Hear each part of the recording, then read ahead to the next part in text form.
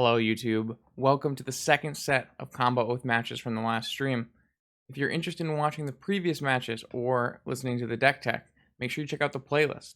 The playlist can always be found in the top right hand corner of the screen under the little exclamation mark. And if you're enjoying this content, make sure you subscribe so you don't miss out on the next set of matches. On with the video. Whatever, who cares? Doesn't change that I'm going to turn one oath them. I'm actually not going to turn one oath them.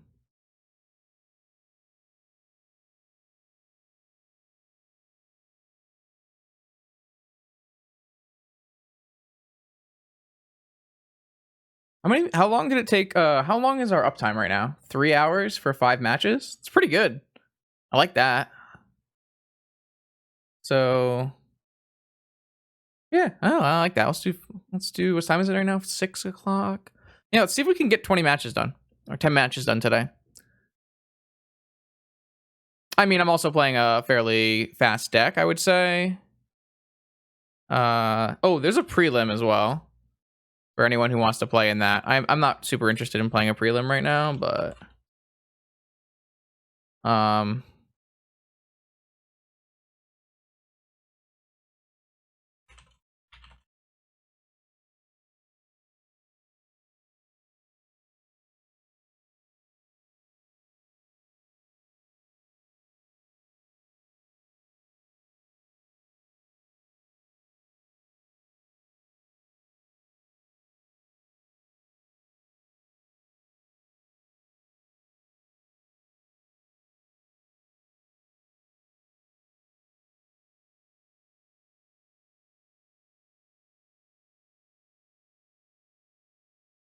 if you guys are interested in playing a preliminary event, that's happening in 8 minutes.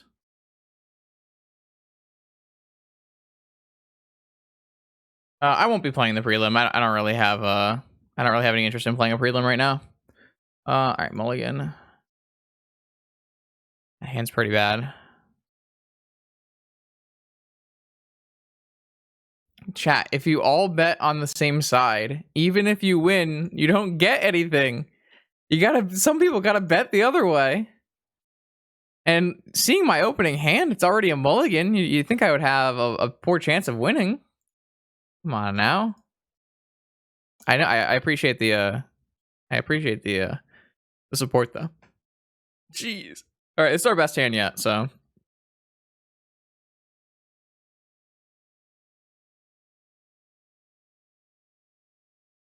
Okay.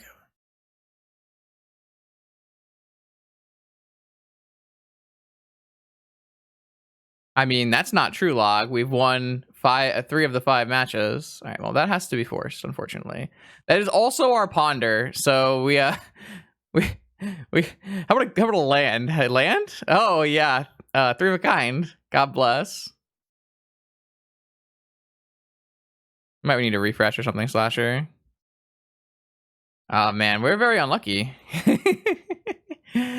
Yeah. I mean, we mulled to 5. It was a good hand. We got wrecked.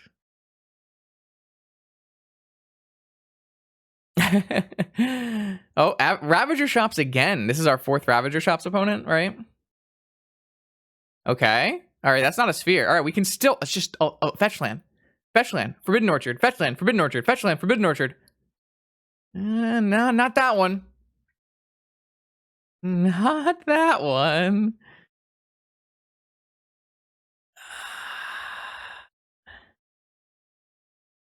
Technically mana, true story. I mean, we have 4 fetch lands, 4 forbidden orchards, 3 tropical islands, 1 black lotus, 1 beep beep. It's a pretty quick clock. All right, we kind of need it to be this a turn exactly, I think.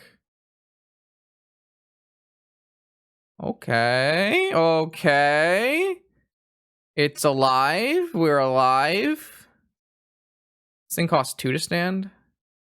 So stand up, stand up, stand up. 5, 7, 8, 9. So depending on the card in their hand.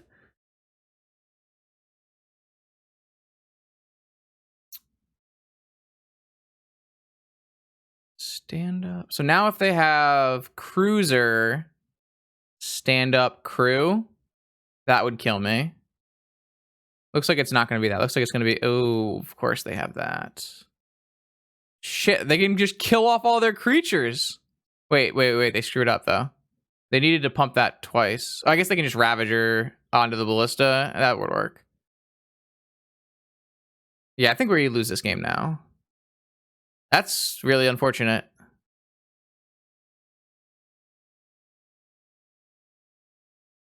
Yeah, so opponent wins this game if they play it correctly here. So because they put the one counter on the Ballista, they need to sacrifice to the Ravager. Does opponent not have lethal? 5, 6, 8. No, that's not lethal.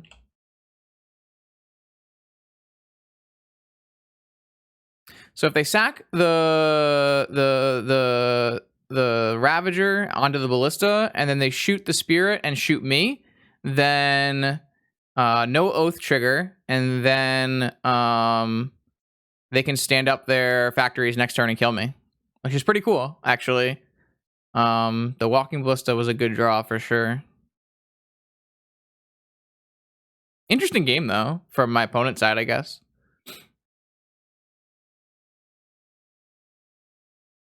Nice. Oh, they shot the wrong thing, chat.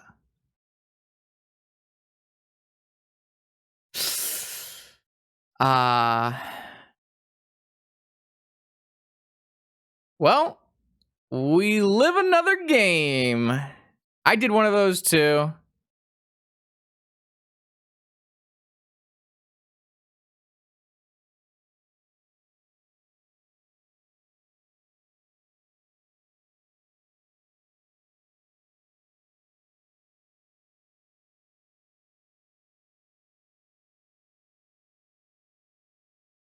Could still win, technically, right? If they draw Ravager. No, probably not. Oh, Workshop Ballista? No. We might not win this game still, right? I don't think playing this Chief was a good idea, though, because now I can hit another creature. So this seems like a misplay as well. So if they didn't play this, I don't get another creature. My attack could be detrimental to myself, so... I also could go down to 0 cards here and not have a green source to flashback Journey, but I think I have to get a Sphinx in play, so... Yeah, I went to 5 cards. That was a good draw, though.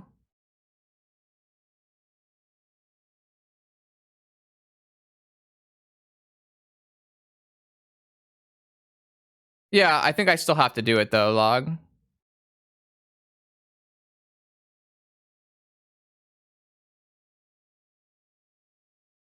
I mean, I don't know about drawing 7 here. It's a bold play. Yeah, we got lucky there. We got really lucky there. Opponent had the right idea. They just misclicked. It happens. All right, so we're doing the same board plan as we've done every round, pretty much. Boarding in these 11 cards. And then we boarding out Lantern, Veil, Misstep, Probe, Fluster. What else did we board out, chat? Narset. Did we board out Tendrils, Citadel? Is that what we boarded it out?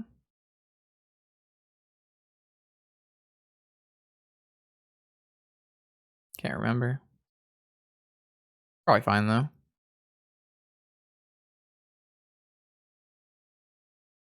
I mean, who knows? Maybe.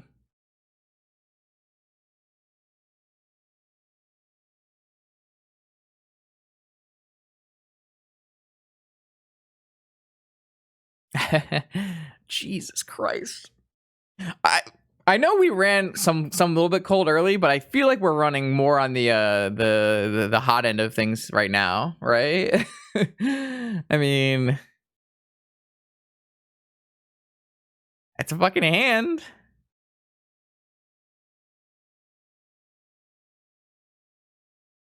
Bet. Fair.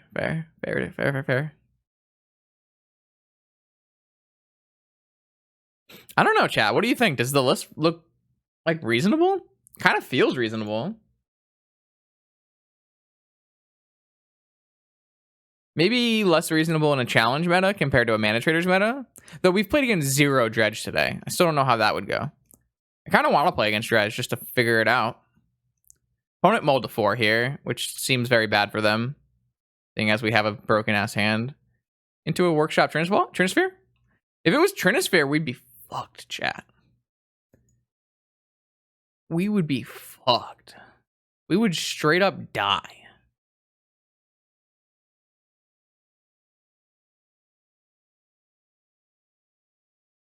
They're not playing the Ghost Quarter deck, so here I am going to fetch that Forest, which looks good.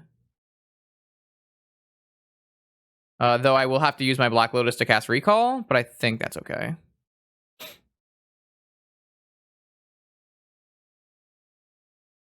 I could also just... no, I guess I can't.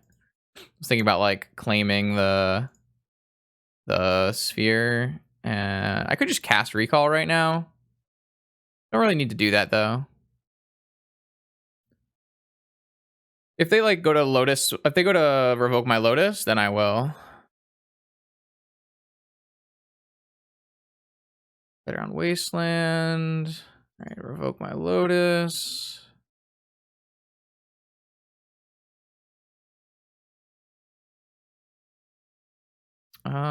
Sure. We could just force it to keep all of our mana, or we could leave it in place so that our Oath triggers. But we don't have any mana. We would have to draw a mana. We also don't have any fucking Oath targets left. Because they're both in our hand now. I actually don't think I want this locking down a mana. I'm gonna just pitch this Preordain, I guess.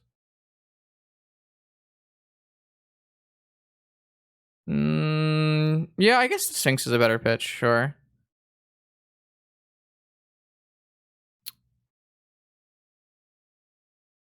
I mean, I think we're supposed to flip into Grizzlebrand, right?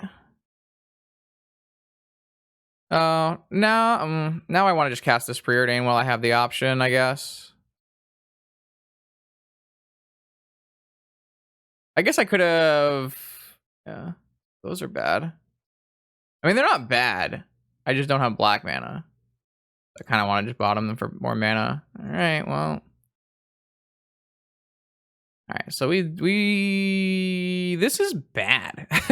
Yeah, this is going fairly poorly. I'm not going to claim this yet. Doesn't really seem necessary.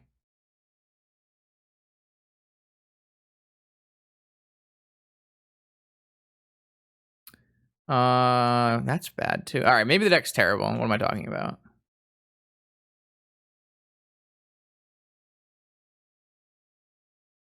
I wasn't planning on playing. Oh, you missed the prelim, Kenny? That stinks. You know, if you want, in the Vintage Discord, you can choose the role preliminary participant, and if someone and people can tag you and give you notifications. Up to you, though. I don't really care. Whee! Needle. Oh, you have the role? And you just didn't get there in time? Well, then... It's unfortunate, then. That's just unlucky. I think Ryan also missed it. It's weird not having a 30-minute buffer to get in queue.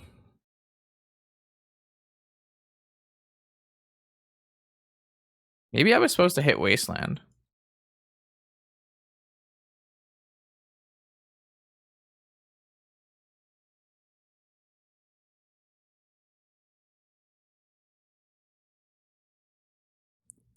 All right, so... All right, so I cast Memory's Journey.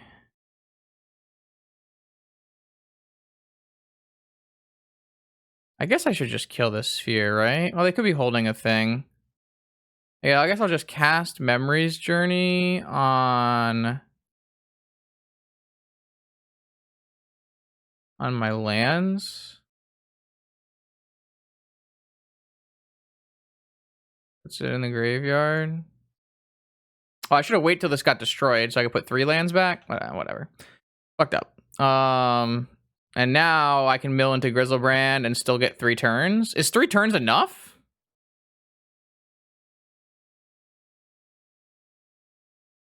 I guess that's worst case scenario if it was the last card on the bottom. So theoretically, it's more than 3 turns.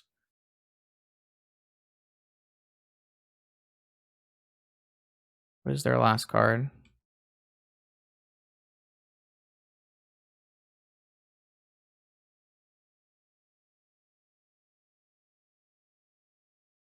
Okay, I would like a Grizzlebrand, please. How many cards get flipped over? It's lagging. I have 4 cards left in my deck. All right, sure hope they don't have a Caracas in their sideboard. I mean, it's kind of unlikely that I would have a Brainstorm because I would mill it over, but actually in this case there was a Brainstorm left in my deck. But I guess I could put the Brainstorm back into my deck with Memories Journey, maybe. I guess I would put the Yogg-Will back in my deck and go for the Yogg-Will. Well, I can't cast anything.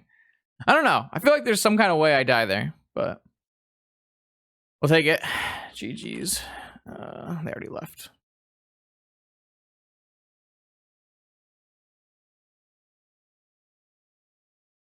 Well, I don't think Journey Back Brainstorm is back. I guess it's fine. Because I had 4 cards exactly. The problem with Journeying Back Brainstorm is that a lot of the time it's going to kill you if I hit no cards left in my deck, right? If Grizzlebrand was the last card in my deck, can't really Journey Back Brainstorm or anything like that. So I guess there's a theoretical chance I could lose there.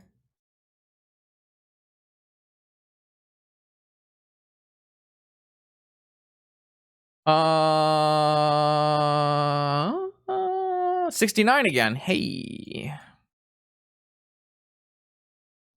I'm in back. All right, let's just keep going.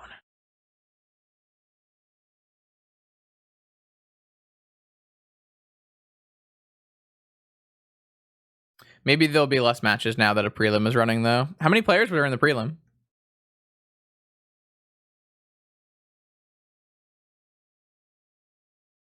No, yeah, I'm saying we would draw out before killing our opponent, is what I was saying.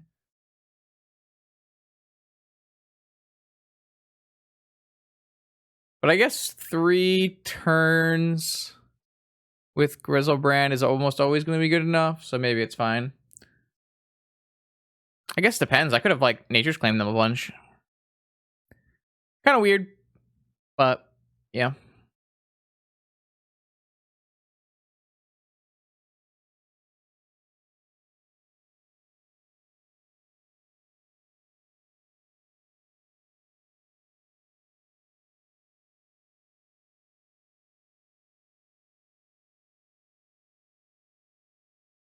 This is going fairly well.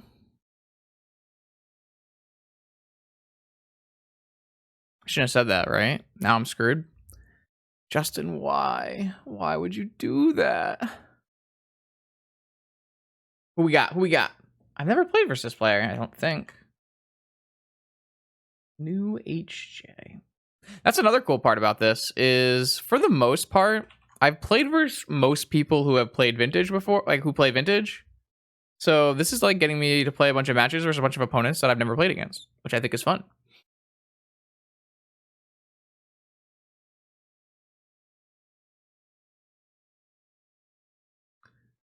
Okay. Yeah, I guess this is fine.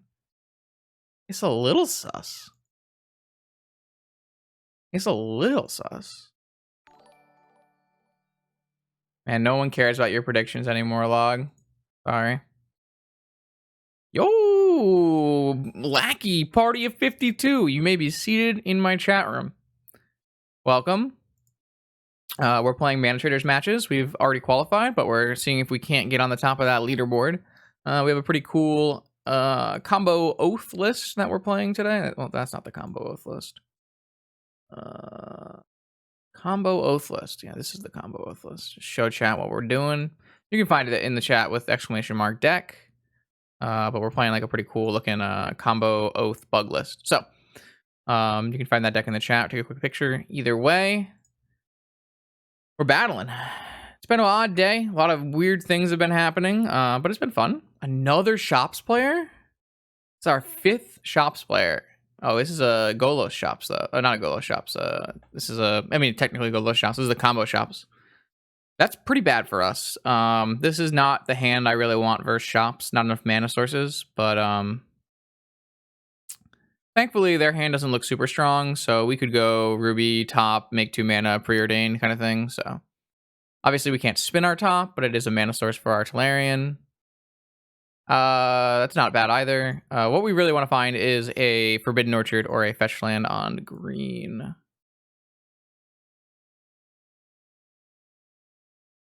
Preordain finds an Oko. I'm just gonna take this Preordain and get rid of the Oko, and then try. I really just need to find lands.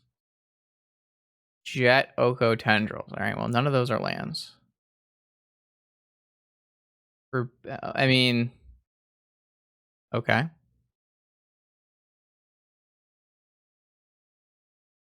I do still need to probably find a Forbidden Orchard if opponent is playing the land-based combo deck. It just means they can't play a Golos, which I think is worth it, putting this in play now before our mana gets restricted somehow. Preventing them from playing a Golos. I think those are both valuable. Mirage Mirror. That card really can't resolve. They can copy our creatures and stuff. I think this matchup in game 1 is quite bad. And then game 2, we have a couple more answers than before. But this matchup can be tough for sure. The combo deck versus Oath is like quite good. Like their helms are pretty good as well, even on like a non-leyline hit. There's like a bunch of like really high positives to being on the Golos combo side of this matchup. I found that out when I played against Jose's show and tell Oath list. I think I helmed 2 fatties. It was pretty fun. I had a good time. We also have a bunch of dead Veils and dead Flusters, which is annoying. All right, there's a helm. I guess technically if they draw a black source, this could end up being bad for us. That's a really good draw if I can find a land. I don't want really a land because I want to bring back my Academy, but if I can find a Moxen, pretty good. This vibes, yeah. So how's it going, Mana? How you doing? All right, we found an orchard. That's good. They can hit one of our creatures with their Oath here if they get very lucky. They can also copy my orchard, so we're kind of in a deep hole. This is actually the wrong play, I think. I think they would have rather copied my orchard. All right, they just hit a Sphinx. Fair. Fair. Yeah, playing in Pauper, not ideal. All right, now they can't copy an orchard, which is good for the home team. We can vamp a Grizzlebrand to the top so that we don't get milled over or anything if we want. I don't know if that's worth it. We kind of don't mind getting milled over with an active Yogwill. So I kind of think we should be... Well, the problem is I can't really vamp on my upkeep for something that casts this Yogwill. And the reason is that we won't have enough mana, after the Grizzlebrand trigger resolves. So I think we just have to draw the Grizzlebrand. I think we would want to activate in our upkeep and see what we draw, and then maybe cast Vampiric for a Time Walk or something. They can copy the Orchard, except the problem is they didn't do it last turn, so now it's tapped. So they lost their opportunity to do that. I think that's why I didn't want them to activate Helm. I think it was actually better for them to copy my Orchard than activate Helm, but they got lucky and they hit a Sphinx off of the Helm. So Tabernacle. Interesting.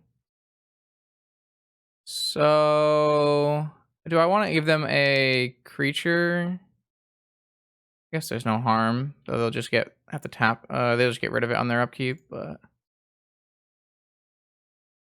I think we're actually probably winning this game with a Yogwill is very likely. How many did we mill over? We milled over Moxen. All right, so if I draw, man, I took a bunch of our Moxen away. I think I just need to activate Grizzlebrand and then we can vamp for whatever we don't have, like a Time Walk, and then we have to hit another land because we have to pay for our Grizzlebrand. I think this starts by activating this Grizzlebrand. Okay, that looks pretty good. Do we need to even vamp now? We shouldn't have to, right? We can just go Sapphire, Yogwill, bring back all of our lands to Larian Academy, and then Tendrils our opponent. Cool.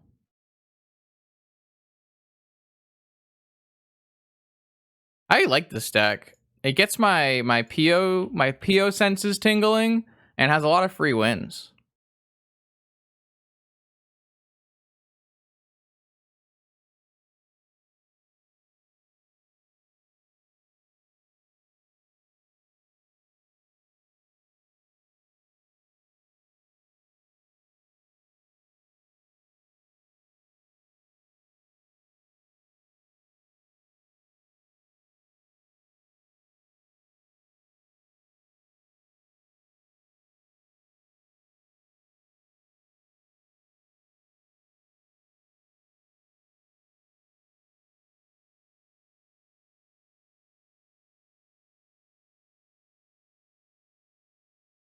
Okay, I didn't want to read it.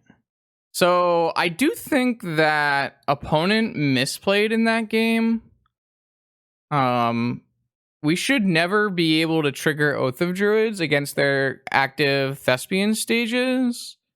So I think we got a little lucky there.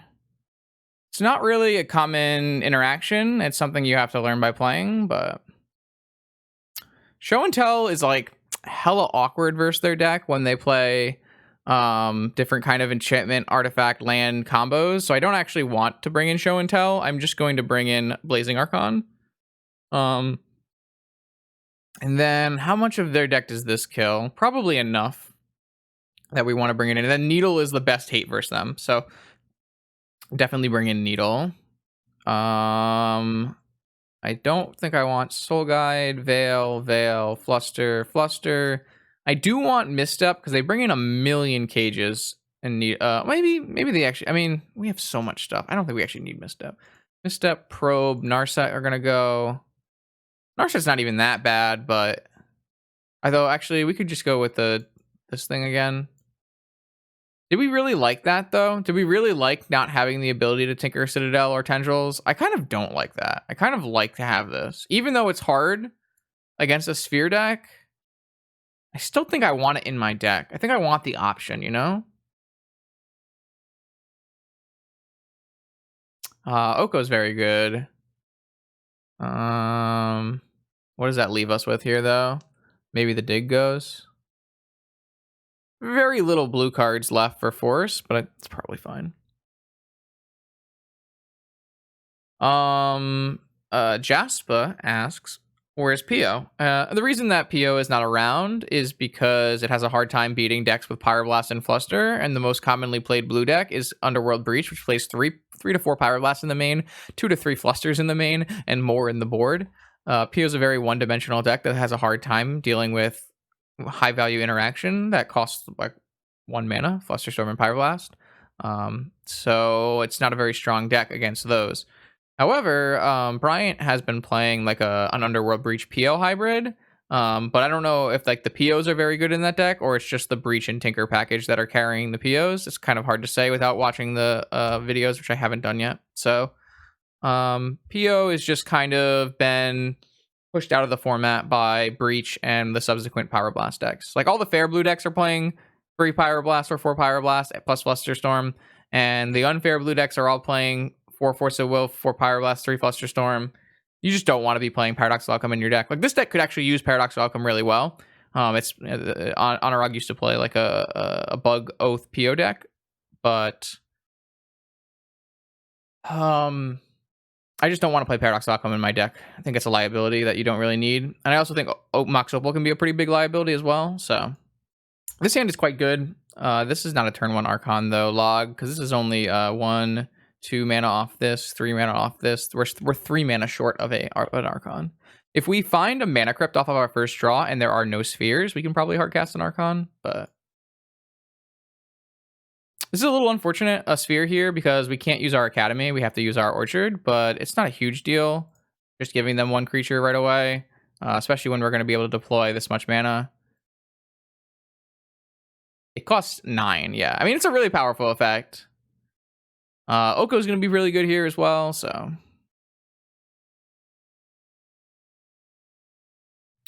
In fact, next turn, we could even just cast an Oko, make a food or something, or turn off a sphere. Probably just make a food. Or we could just go Academy and cast Nature's Claim off of Emerald. So we have some options. I don't know, Slipborn. This deck seems fine. We've played against so many good matchups, to be honest. And I know Log was like not happy about 4 Nature's Claim, but 4 Nature's Claim has been fantastic. I think it was actually properly metagamed. So I think the one thing I'm considering is maybe Log is right about having like 1 removal spell in the main. We'll have to see. 4 mana says Mirage Mirror. Okay, so that gets kind of annoying. We have Nature's Claim in our deck, so it's not too big a deal.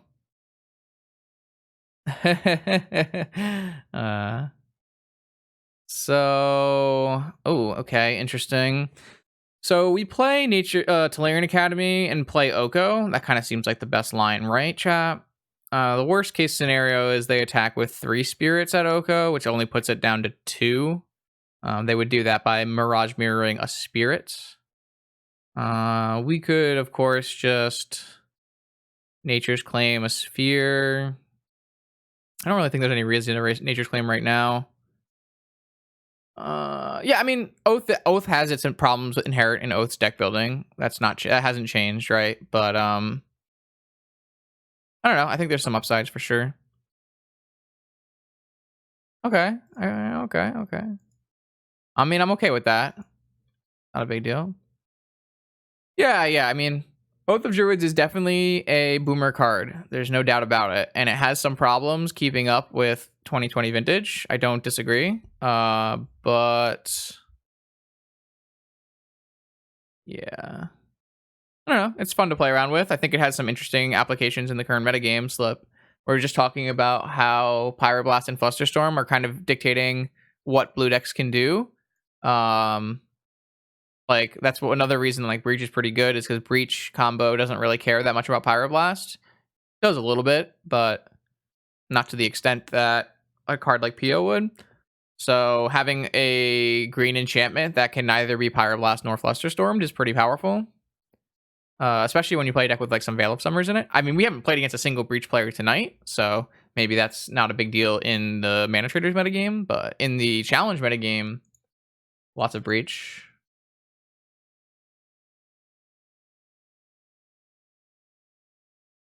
Opponent has a lot of ways to deal with our deck, so it should be a pretty interesting match. Like, Mirage Mirror makes my lines fairly complicated.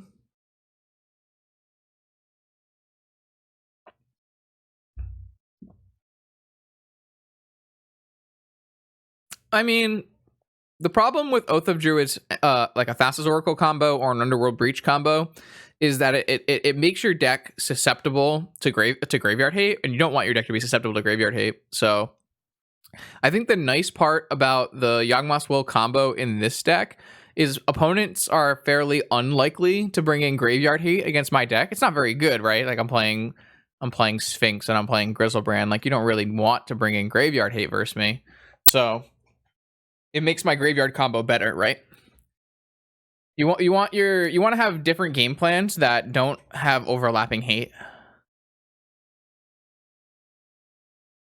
All right, so this is actually good synergy too. Oko making food is going to make my Tolarian Academy make more mana. I wonder if we actually have enough. Do we have 10 mana this turn? Do we have 10 mana this turn? Oh, they're going to go Mirage Mirror on Sphere. I might just... I might just use 2 mana and Nature's Claim the Sphere this turn. I can't play spells after that. I would then stand up my... The problem is if I make an elk, they could make an elk off of their thing. I guess what I could do is I could just kill the Mirage Mirror now. Well, I didn't do the math for counting Archon yet. If I made a food, then I have 1, 2, 3, 4 mana, 5 mana, 6 mana, 9 mana, 10 mana. But I need 11 mana if they copy. So I'm actually short. I'm actually going to be short. So maybe the best play is just to use my Academy and my Emerald to claim this Mirage Mirror now. And then just use my Oko to continue making things and expanding my game. Mirage Mirror is a very annoying card for us to play against. So we do use up our Academy that way, but we put less spirits in play. I'm going to blow up this Mirror now.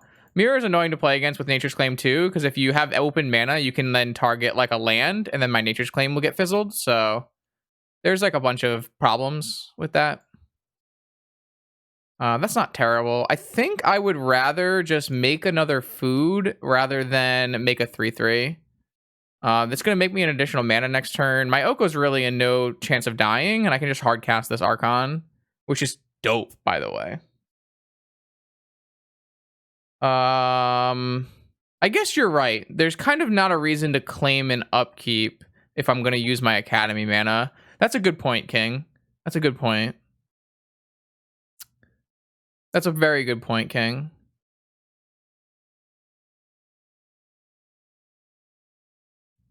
Okay, so I need to be able to use this on this mirror, though. So I have 1, 2, 3, 4, 5, 6, 7, 8, 9, 12. So I think we're good here. I miscount? No, I miscounted. 5, 7, 10. Okay, so I don't even have to use my orchard, right? 10 for blazing, and then +1 on their mirror. And now I have an Archon in play, which is good. They cannot. They can? Yeah, probably. Yeah, they can probably still attack Oko. Not that is very good. But yes, I think you're right. It just says they can't attack me. So I would assume that is true.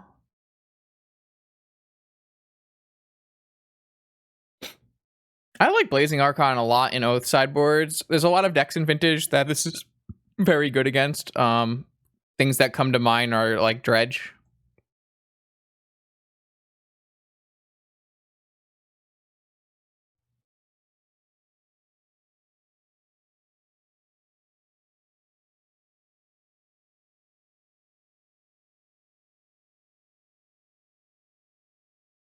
Nice. Yeah, I figured that was the case. Dredge can't beat it unless they board it in a Sickening Shoal or they have enough damage to Creeping Chill you out. Well, actually, they can't really Sickening Shoal it because it costs 9, so it would have to be... maybe they can't deal with it at all if it goes into play, and they can't Creeping Chill me out. Okay, so this is a problem. This could be a problem theoretically if they hit Like, obviously, if they can hit Urborg plus Leyline, but we can... They played it early, but, like, you need to play... So, opponent made a little bit of a mistake here, I would think. You want to find your Urborg Leyline first, and then play the Helm, so you can beat the Oko. But now, I'm just going to turn it into an Elk. I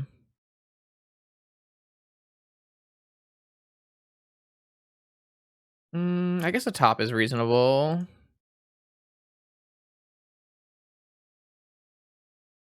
I do need to be cognizant of the fact that my Oko is almost dying here. I don't think I can attack. How much does this make right now? 3? So there's no way I'm hardcasting this force, so I might as well play my top. Which might have been a mistake. Maybe I was supposed to do something else, but... Interesting. Do we want an Oath of Druids? Yeah, I guess we do.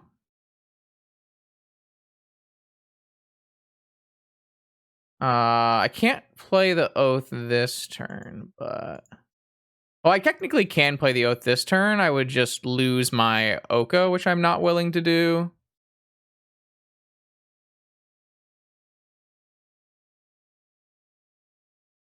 Though the thing is, I can hit Grizzlebrand, but that's going to draw me cards, so that's probably worth it. Just kind of want to end this game a little quicker.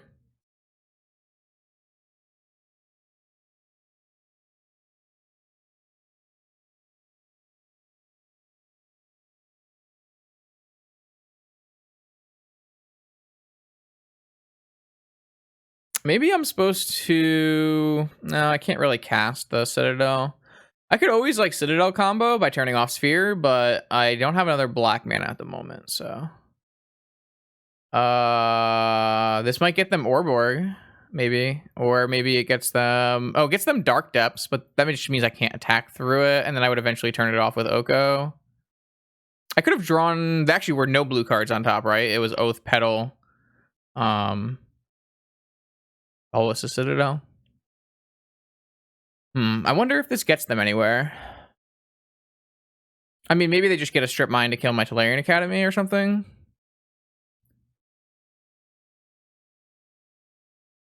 I guess I should have been attacking them. Oh, I guess not, because I didn't realize that they were at 10.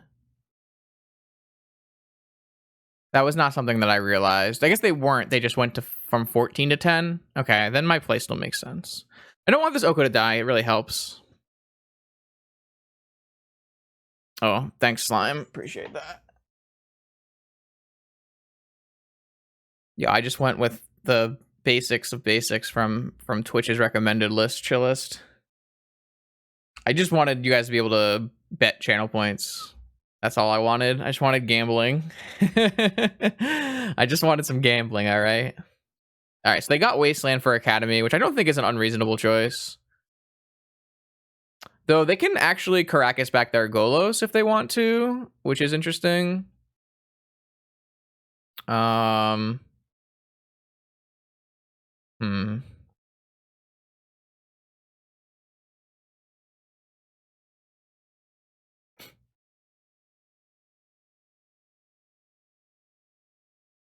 think I want to... I want to spin first. If I find something worthwhile, maybe we can do... I actually have Citadel into C, but I'm going to mill them both, so that doesn't really help me.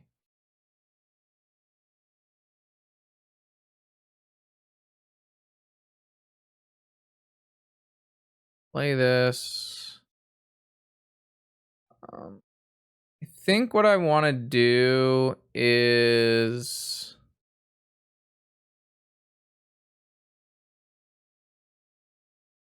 I want to attack them here, because they're dead to Archon on the next turn, but I don't want my Oko to die, so the only way to do that... there's no way to do that. So I guess my Oko is just going to die no matter what, right? Well, I can plus on the Golos, and maybe they won't bounce. Let's see if they bounce. They can always bounce though, so they don't have to bounce until after they attack because it'll be a legendary elk. So they would kill the Golos. Doesn't really matter. I think I would rather have like an extra 3/3 in play probably. I could also theoretically just turn off this sphere for now. I don't really care about the sphere.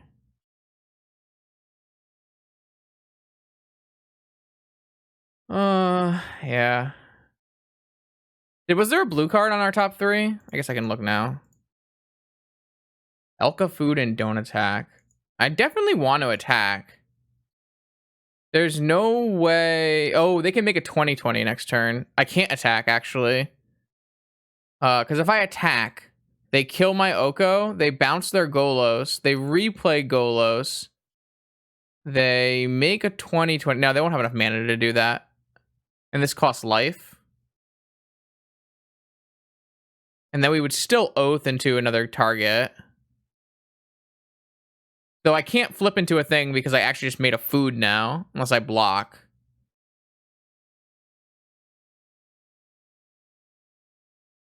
I think I'm attacking.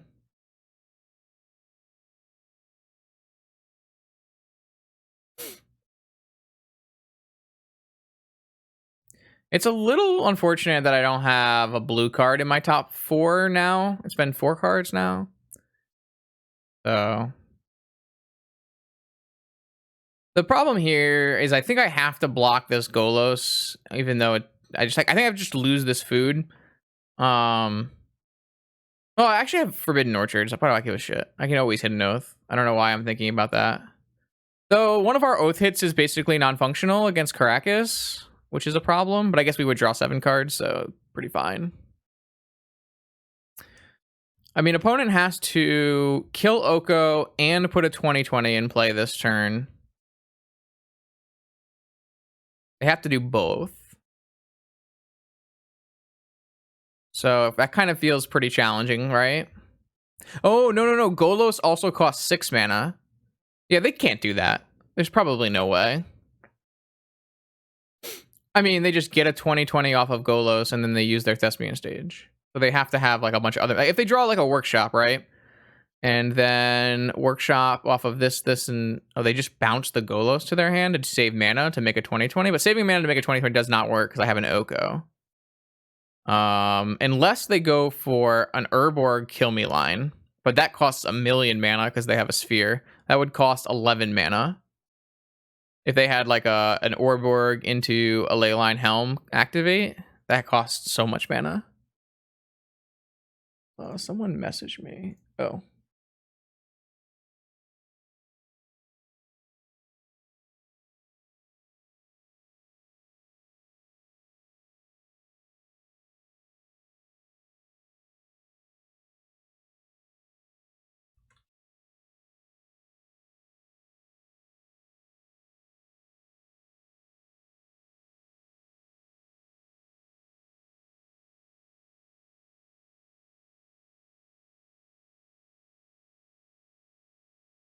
Okay, so they just naturally drew Dark Depths. I guess I didn't think about that. But why would they bounce their... Okay, so they must have just top decked Dark Decks, or they would not have bounced Golos. Alright, I'm definitely gonna spin into a Grizzlebrand here. Wait a second. Do I actually want to spin into a Grizzlebrand here, though? The answer is no. The answer is actually no, because I have an Underground Sea and a Bolas's Citadel.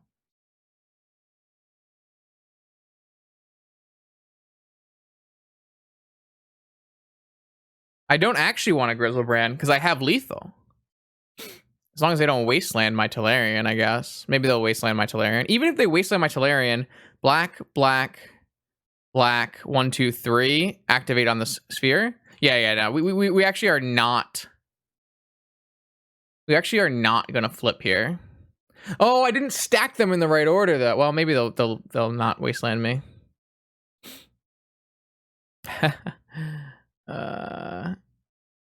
Okay.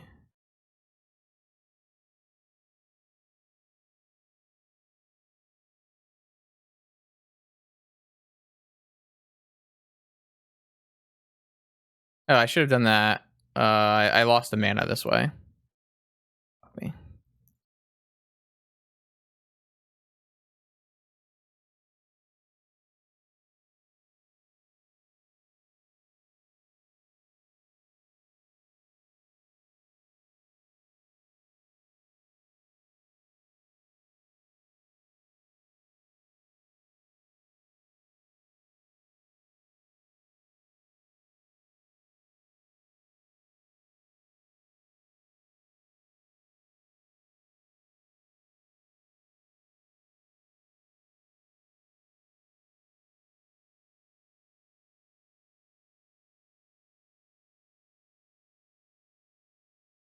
I like this deck. This deck is so cool.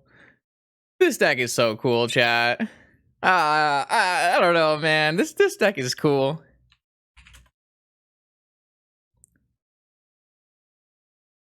Oh, this deck is sweet.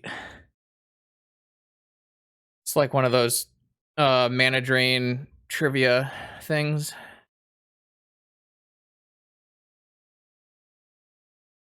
Yep.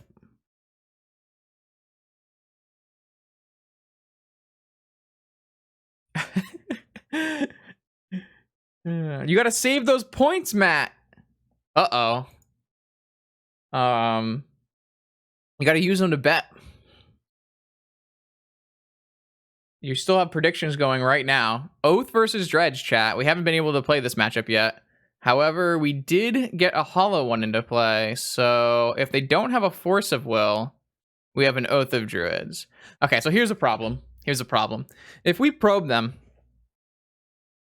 and they don't have a Force, we do expose our Oath of Druids to Mindbreak Trap.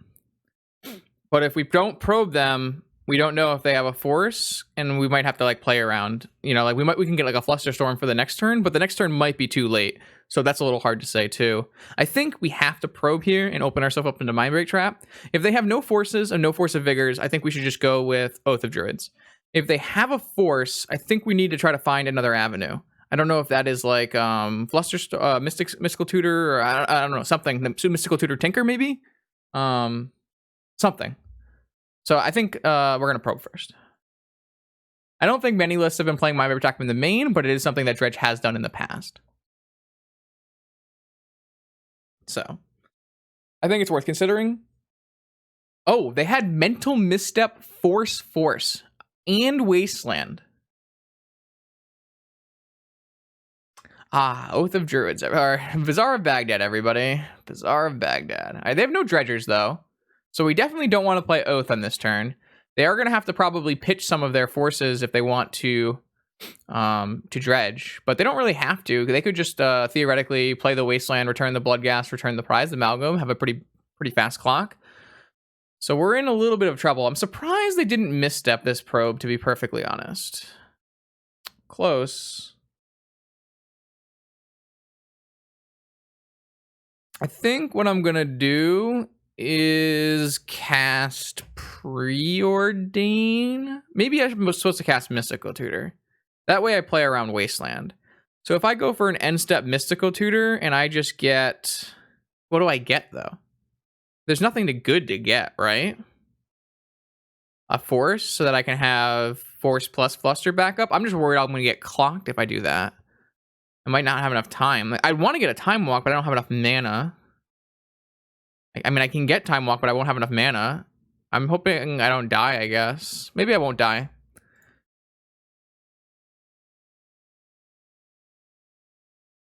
I think this is the best play, though. This is the way we play around Wasteland, and we play around... I mean, they're still going to have a Wasteland in play, so we can't really play around Wasteland, actually.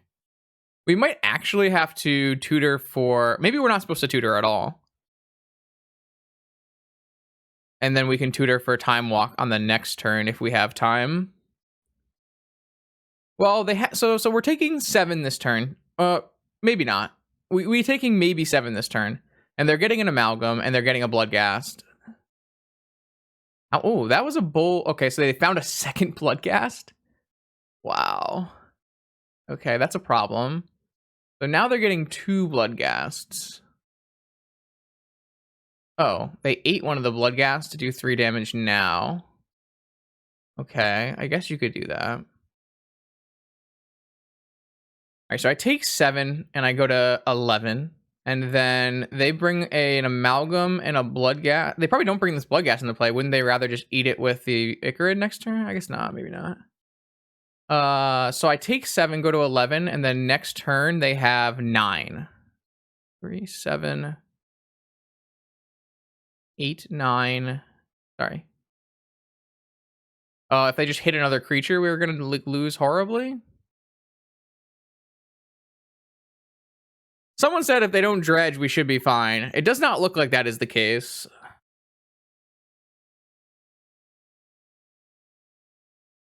So if they if they force of will, yeah. So if they activate their Bazaar of Baghdad and they find a black creature, we are 100% dead to Icarid.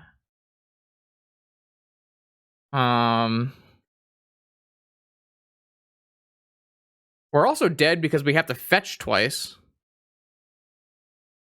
We just have to fetch twice.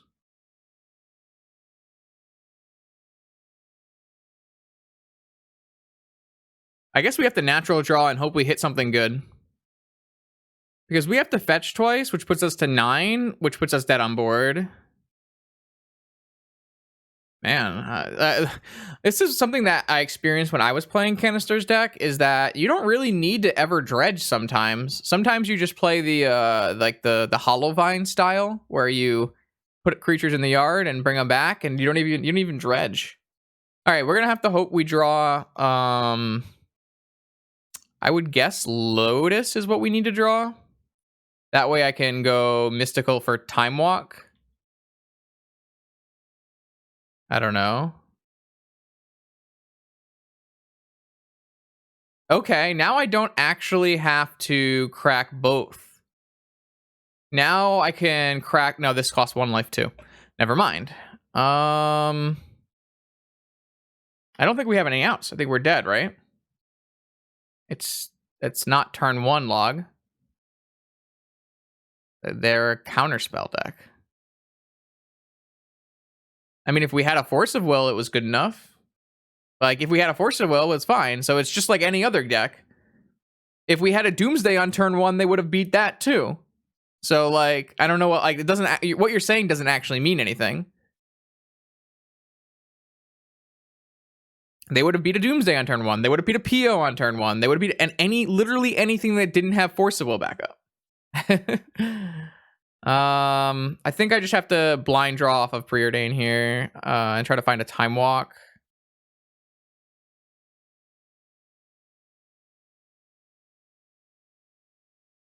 Yeah, we could have cast it and lost, sure. I mean, maybe we wouldn't have lost. Maybe if we had used our mana more efficiently and we had cast Oath on turn 1, or cast ooh, we found the Black Lotus. Hold up. But we can't draw any cards though, right? So it doesn't actually matter. No, they're gonna cast a Force of Will, and we can draw off of Oath, off of Veil. Okay, so if we... Shit, I need to fetch though. No, I don't. So if I crack my Lotus for blue... Yeah, I need to fucking crack my Lotus for blue. Okay, wait, no, that's fine. That's fine. I just crack fetch for green. No, I need to crack for green. So I have to blue. Hold the fuck on. I don't think I can do this. I crack Lotus for green. I can't Mystical a Time Walk. I have to just draw my Time Walk, right?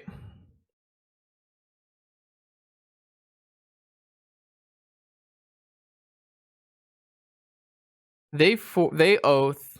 I Veil.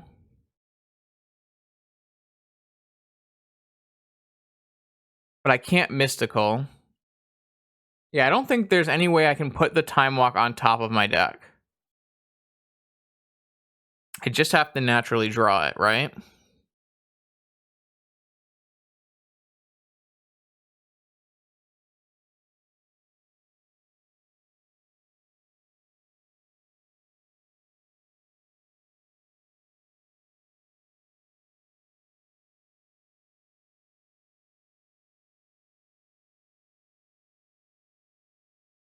Yeah, I can get the Time Walk, but I won't have a blue mana.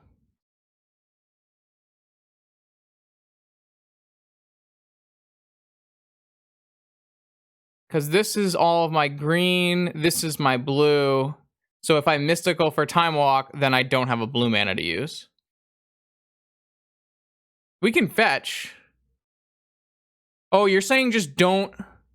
You're saying just don't fetch now because we made green mana. That way, if they don't hit a black card for Icarid, we might be able to play. Okay, that works. I like that. Yeah. So now we have a way out if they just don't have a black creature. Is it a black creature? Black creature.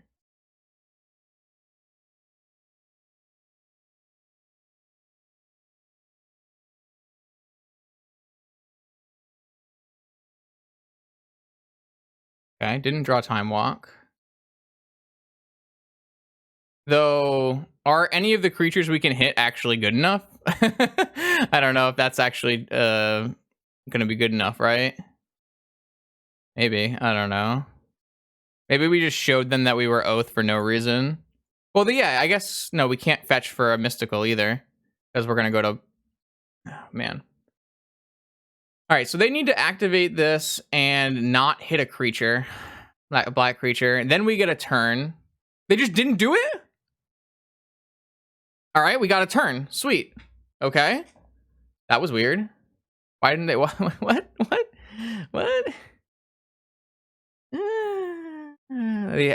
They're 2 chills down. Oh. Fuck off. Okay. Alright. Sure. That's funny. If they had the Bloodghast in hand, they would have just activated Bazaar and brought back a Icarid. So they had to have had a Bazaar in hand, and their Bazaar plus draw step hit a Bloodghast. That's fucking unreal. Unlucky. I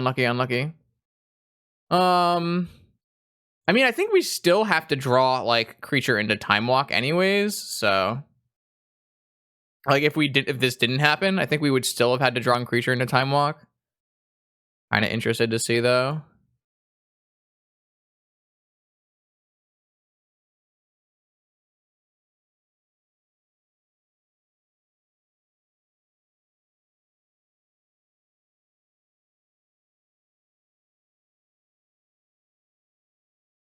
Well, we can't play Time Walk, though, because we don't have lands. So I don't think we would do it.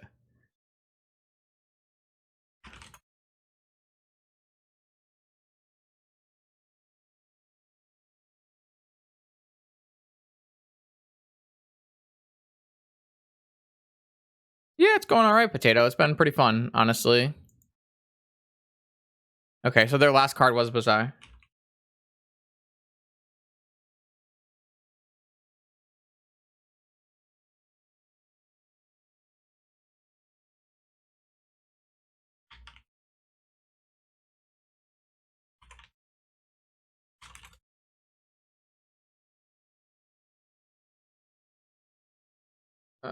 Okay, what are we doing? We're playing versus Dredge.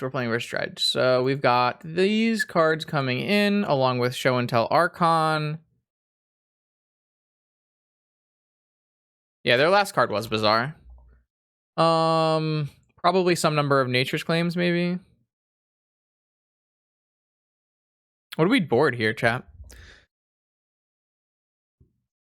Mental Misstep, maybe. Flusterstorm should be better than Veil.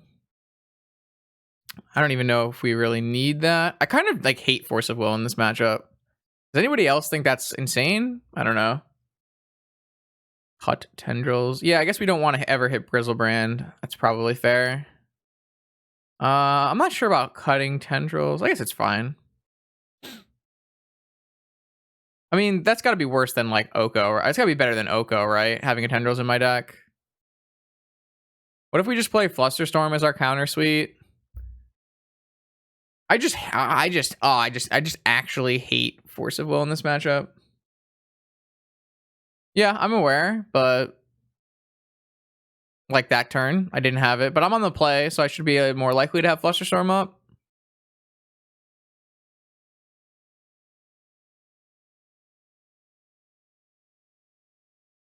I guess Force is probably just better than Flusterstorm.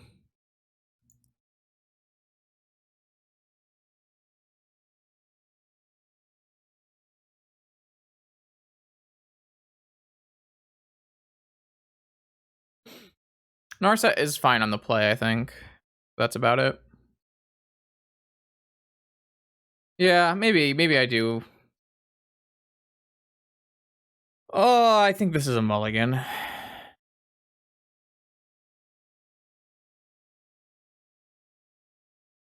think this is a mulligan.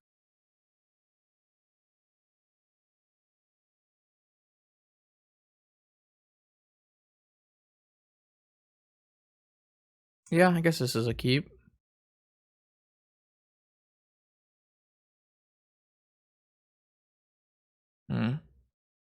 Kind of an awkward hand, but seems fine.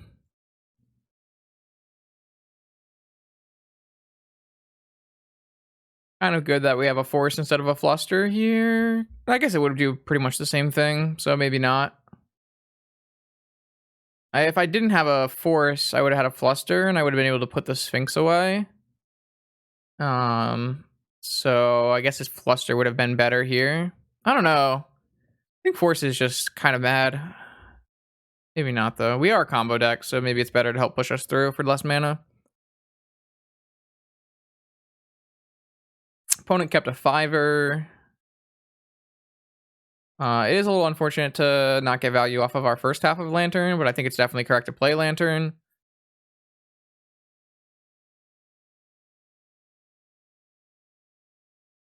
Yeah, if I didn't have Mox, but we're a 5 Mox in deck. We should always have Mox. Looks like they have something here. Pretty much gonna force anything, I think. Sphinx is pretty bad anyways in my hand. So just leaves me with a Brainstorm. Now I don't. Oh, got him. All right. All right. So we have a Lantern against Bazaar. If they have a hollow one, obviously that's a problem. But if they don't have a hollow one, we have some time.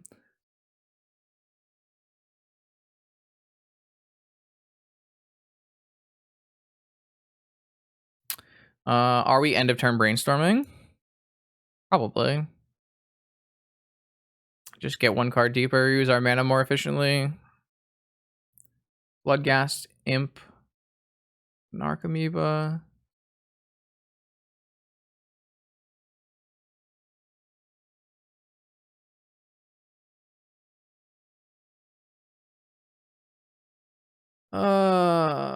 Okay. I think I'm gonna take the island and then we'll preordain away the Citadel afterwards. I don't think I want to give them another spirit. Maybe I do want to give them another spirit and just. Oh wait.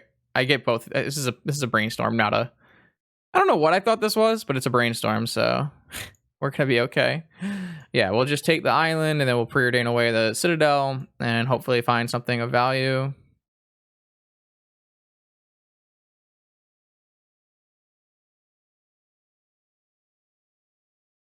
Bottom.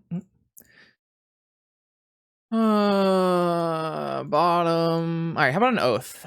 I guess show and tell. I rip the Sphinx. Rip the Sphinx that I said had no value. It's okay. Not a bad draw. Not a bad draw. If we draw like the Bolus of Citadel we put on the bottom of our library. Shit. Who could have known? Fine. They hit a chill.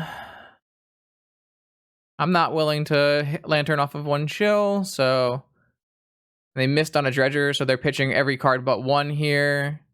If they have a land in their hand, they might Bloodghast, in which case there's a chance that I Lantern that.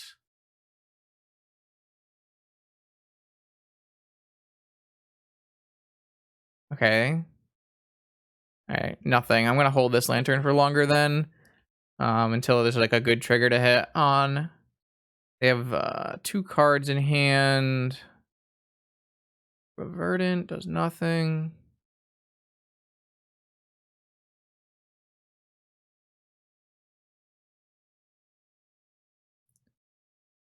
Okay, I can shuffle the Citadel back in now if I want to.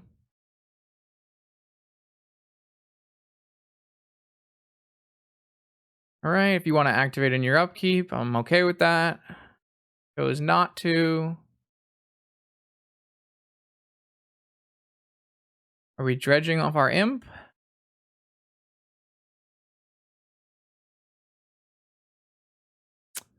Yep. Okay. They hit a salvage now. So on their next dredge, they could bring back Icarus, Bloodghasts. I'm still not hitting this lantern right now. I don't think it's worth. I don't have any brainstorm in my deck, so I think I am going to fetch here because the Citadel actually is a draw that I want. I'm willing to get another Trop, I guess. Okay, that's a good one. Oath. Power shuffled. Still have an active lantern. We're not even bazaring end of turn. Interesting. They're going to try to just dredge the salvage and get me to pop it on double Bloodghast, which I don't think I'm doing anymore. That's not a tinker, chat. I appreciate the effort, but now, whoa, what the hell just happened? They didn't dredge, and then are they just trying to find vigor? They must just be trying to find vigor. Yeah, they're just searching for vigor now. Okay, that makes sense. Vigor is going to let them hit lantern as well. Makes me pop it. Don't need to activate it. Orchard. Both target you. Did you find green card vigor? No? Okay. I have 13 cards left in my deck and an Archon in play. Should be in a good spot. Got him. Okay. Interesting. Kind of a weird game, but I'm down. The lantern looked good. Definitely want this Narset gone. I guess I would rather have Preordain, and then I think we can take Probe away and maybe play a Fluster or something. This looks probably fine. Yeah, let's run with this. Messages. That can't be good. Oh, never mind. It was fine. Tuesday 19. Okay, cool.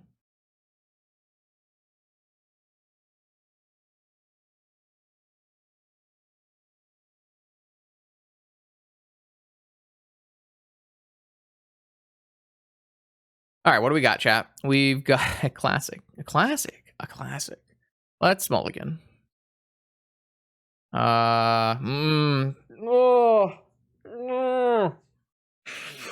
Opponent kept 7. Is this actually a viable keep on 6 against a dredge player who kept 7?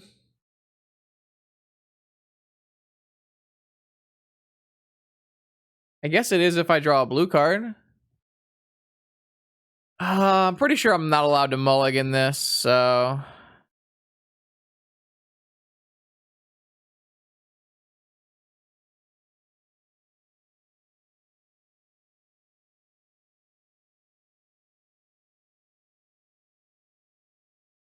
I don't think you can wait. I mean, we saw last game, you don't get to wait against Dredge anymore. I guess with this cards in yard, maybe we can wait. I think we actually can wait if these are the cards they have in yard. Thug, Amalgam, Narcomoeba. No Hollow One, no Icarid, so it was a kind of an odd. If I have a blue card though, I'm probably jamming. Well, I guess they have no creatures in play. Okay, that's an interesting one.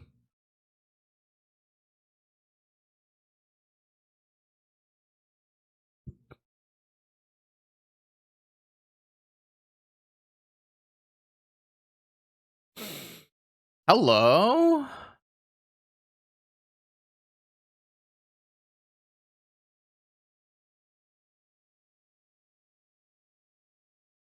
Okay, so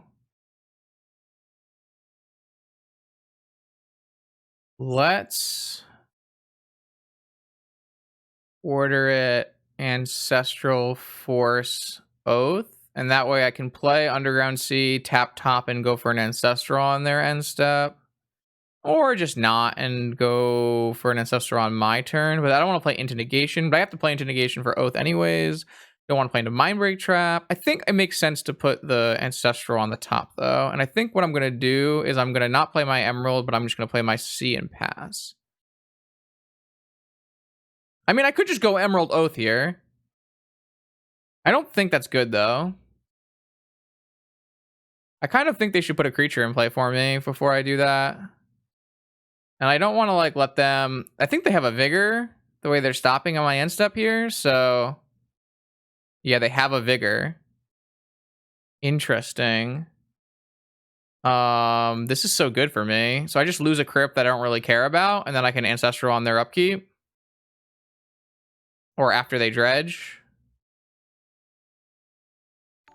It's a bold play from my opponent. I don't really think that was where you wanted to be. Thank you for the raid. How you doing, Devano? All right, so they actually hit pretty decent off their dredge, seeing they only had one dredge for 4. They hit Icarid, Bloodghast, Narcomoeba. They don't have a misstep. They milled over a misstep along with a negation and 2 Force of Wills. Pretty down to just cast Ancestral here. Yep. All right, so they have one more dredge for 5. We play an Oath. The question is my Oath going to be fast enough? Which is, I guess, the question we're going to have to ask ourselves. Maybe we can find like a Tormod's Crypt off of our top or something. That seems like something we could do as well. Or we could die. I should have fucking jammed the Oath. You were right, chat. Shit. They should have activated this Bazaar in response to the Bloodghast coming into play, in case they hit more Horizon Amalgams to bring back in off this Bloodghast trigger. So this is not the correct timing for this Bazaar activation.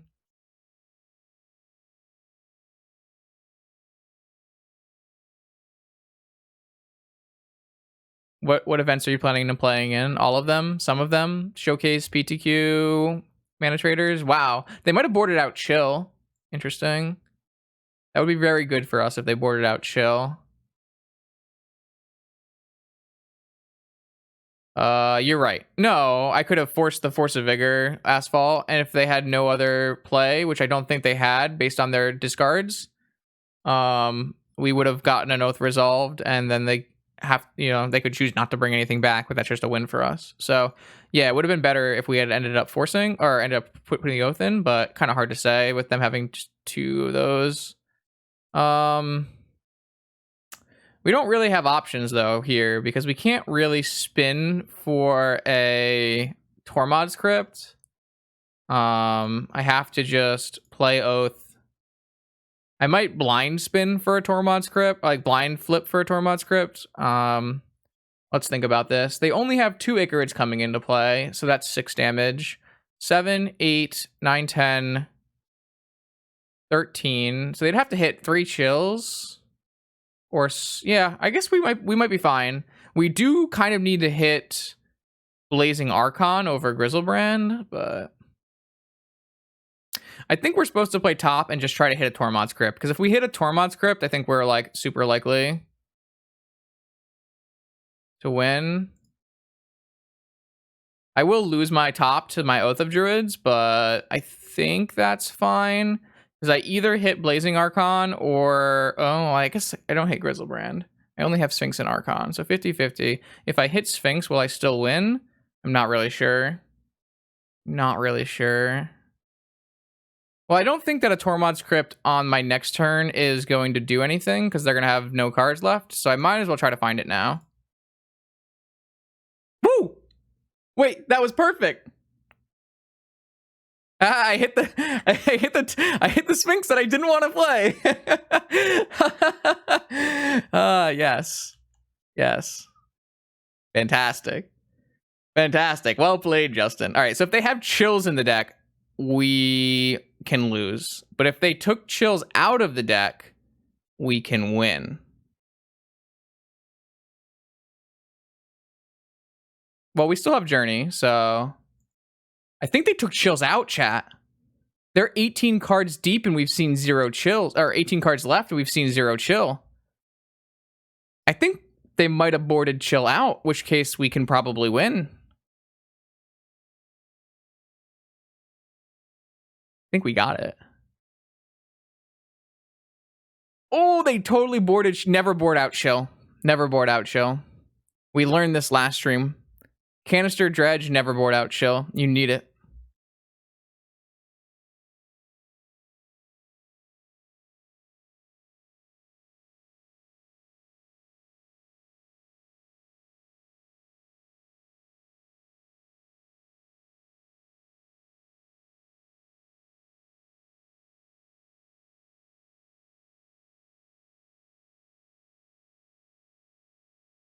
All right, now we get to find out how hot we actually are running with how many cards are left in our deck after this.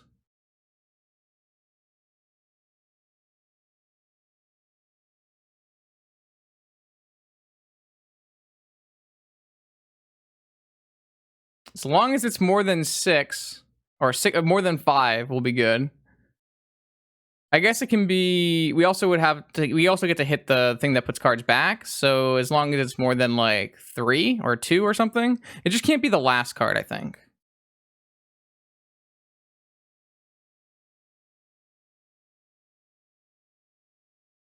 All right, 13 cards remaining. They saw Archon in game 2. I don't know if they weren't afraid of the Archon, so they boarded out chills. They boarded out chills.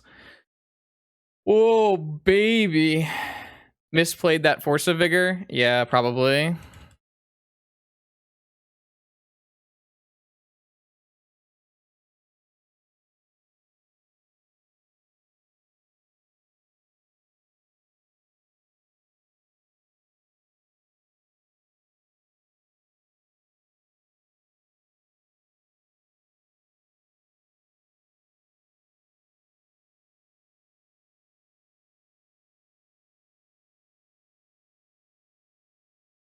Hell yeah. Great success. You have to be able to chill your opponent out if an Archon resolves. I don't actually think any Dredge decks in the current metagame play any answers to Archon. There's nothing that I can think of. Oh, yeah.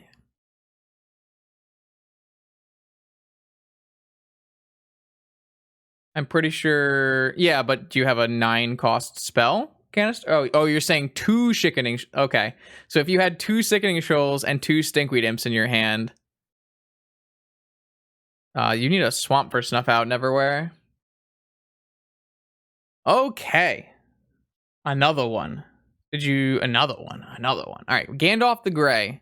What do we got? This hand is interesting. This hand is very interesting. This is not one of our more powerful hands, but it seems like a very within range keepable hand. So we're going to try it, I think.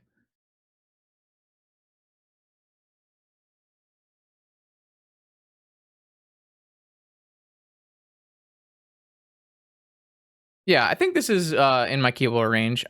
This hand is not super good against Bazaar or Shops, but it's very good against blue decks. If it is Bazaar, we can go Orchard, End of Turn, Vamp, or Oath, which I think is quite strong play. Looks like it is a blue deck finally, so we have some other options, which is nice. Ooh, that's even better draw. So now I have the option to hold up Flusterstorm, Misstep, and still Vamp for an Oath if I want to.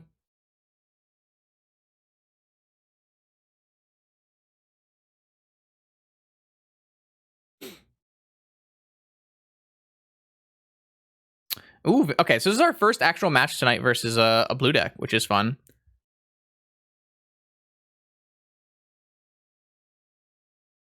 Haven't actually gotten to play against a blue deck yet. Is this a Lavinia? Wow, okay. Interesting. Yeah, I guess that resolves.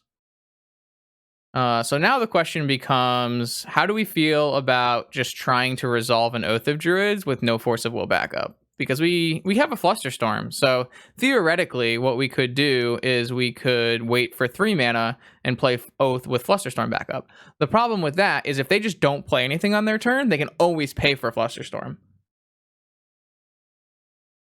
You would wait, Amir, but did you consider what I just said, where they just don't have to tap any mana? I don't know if a long game is better when we have an active Yogg-Will. If we build up enough mana, we can just replay our Oath of Druids.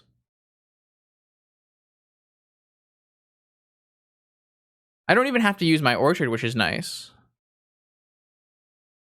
I understand what everyone is saying in chat, but I don't think I like. If Flusterstorm was a non-conditional counter spell, I think I would be more down. But if they don't just like play a DAC, right? Basically, the only way is if they like just do nothing, or they don't. The only way is if they do something. If they do nothing, it doesn't actually help us that we waited, right? I mean, we could vamp for Ancestral. We can vamp for a lot of things. I think Oath of Druids makes the most sense though.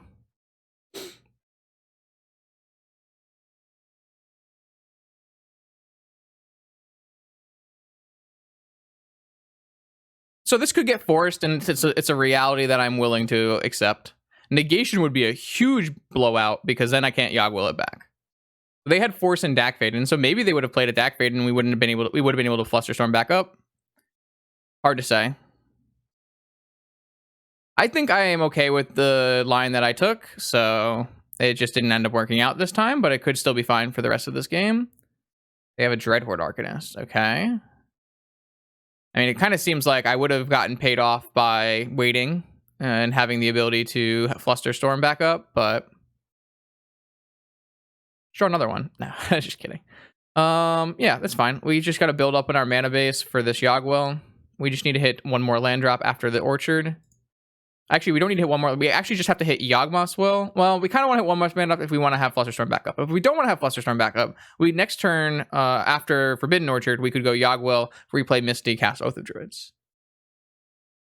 We do have a lot of dead draws with a Lavinia in play, is a true statement. Okay. Nice. I think I'm going to... Man, I can't actually... Well, let's see. If I'm trying to think of a way I can get the Soul Guide Lantern into play. And still Oath on the next turn. So if I tap my top, put my top on top, draw Soul Guide Lantern, next turn, play top, draw top, play Oath, and I still have Flusterstorm backup, actually. So I kind of think I'm supposed to do that in case they have Ancestral or even Preordain. I just think that, like, making this thing not draw a card is probably really important, right?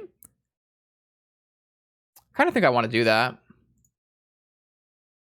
It does mean I can't Fluster, which was not something I considered. I think I'm committed now, though. But I kind of want to keep this Flusterstorm for... I guess this is worse than just misstepping. That's probably true. It's probably worse than just misstepping. It's probably worse than just misstepping. I forgot we had misstep as well. Yeah, I think I misplayed there. I think that's pretty bad. If there was already a cantrip in the yard, the play is much stronger. That's definitely true. It's not bad, though, if they... It's also a decent play if they don't have a cantrip. Because that means I have a Soul Guide Lantern in play for when they do have a cantrip. I mean, sure. That's fine. I didn't really think about that, but... Alright, this is fine. They have no cantrip? Okay, sure. I mean, that's whatever. Who cares? All right, so we're good here. Cast top. Draw with top. Cast Oath with Flusterstorm backup.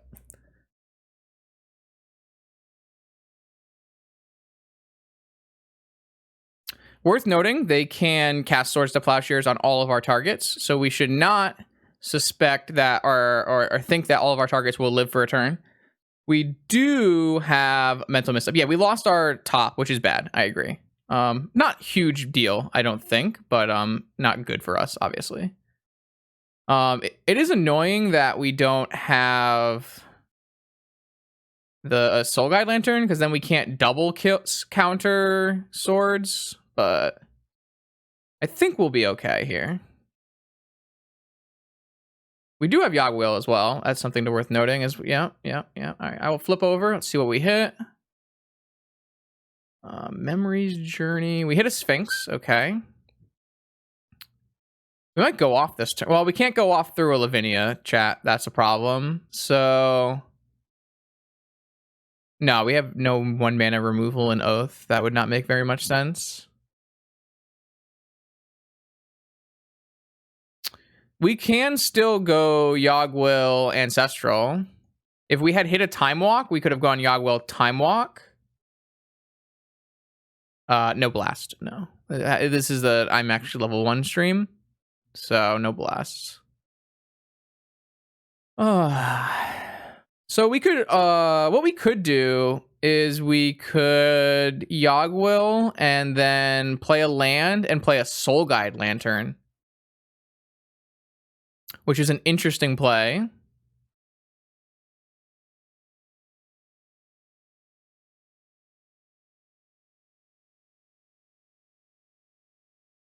Seems like a waste of our Yagwil, to be perfectly honest, but I don't know if our Yagwil is actually getting much better. We can just hold open Fluster and Misstep, though, which I feel like has to be better, right? I don't think I want to cast Yagwil here. I do get to make a land drop and play a Lantern and still hold open Fluster or Mental Misstep, but I don't think it's worth it. Especially if they cast Swords on their turn, because then I actually can counter both. This is really good if they don't have Swords at all, because it means we're going to get to gain 6 life, and then we can actually activate our Grizzlebrand, which is nice. And I think I'm cool with activating Grizzlebrand while having a Memories Journey in my yard, or putting a Grizzlebrand into play. Off of this Oath, even if it's near the bottom, we should be able to kill our opponent fast enough, I would think. And that will actually clock us for 1 quicker turn, yeah. That'll be good.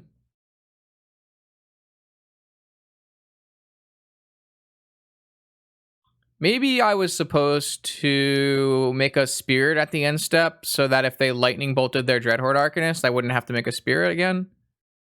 That only milled over 2 cards, which is great. Looking good here. Though I would have wanted it to mill over a Time Walk, perhaps. They've had enough. Okay, that looked really good. That looked really good. Really capitalizing on the fact that opponent gave us 3 creatures. I just didn't really have any interest in playing the prelim goggles. I don't think I need points right now, do I? No, I don't really need points. So I just wanted to play some ManaTraders matches. Wonderful. I'm set for the PTQ and the showcase this month, so. All right, what were we doing? We were playing against Jeskai. We have nice options here. What do you guys think in chat? Do we need anything? We're already kind of pre-boarded for Jeskai. I kind of think we want a Flusterstorm. But that might just be it, right? Like, what do you guys think? Oh, maybe we take a Flusterstorm and we put the Mystical Tutor out as against the Pyroblast deck, and we could just send this, I think. Maybe we want 1 Abrupt Decay in our deck. 1 Abrupt Decay in our deck, maybe? I don't want more than 1 Decay, but maybe we want a Decay to maybe, like, kill a Lavinia if we go off with, because we kind of wanted to have a Lavinia with our Yagwil, or kind of wanted to kill the Lavinia. I don't know what I'm cutting. Can I cut like a preordain maybe, I guess? An Oko? I think Vamp is fine. I don't think we need Decay, but it might be okay.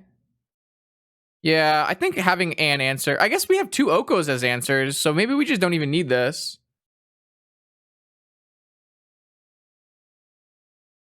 Yeah. Yeah. I guess there's Priest, though. Alright, I want 1 Decay. I'm just gonna board out a Preordain for it.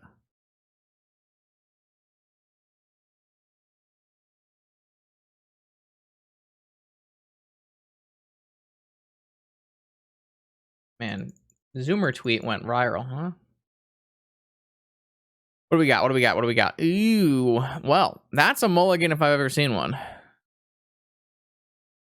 Decay is a better answer than Oko against the Pyroblast deck for sure. Yikes.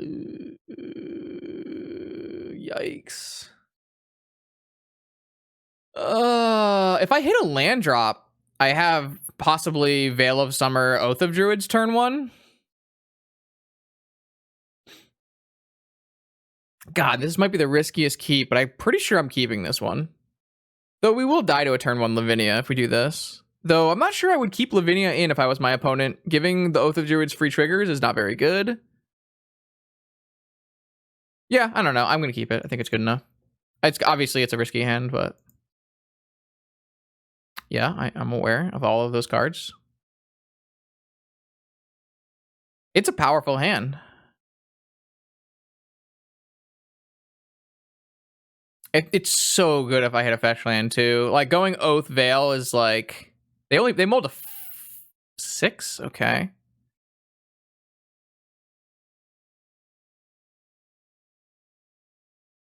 Okay. How about Lotus?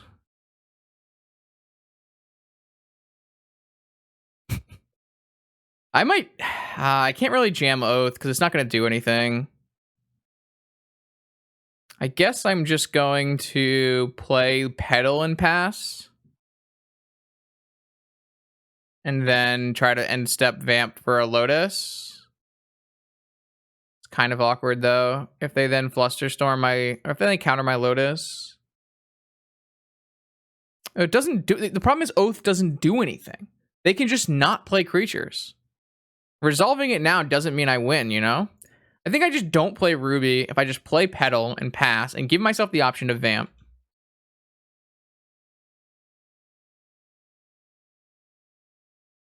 I just don't think this is good enough. I guess if they play Lavinia here, it's really shit for me. I guess I'm just supposed to Vamp now so they can't hit Misstep.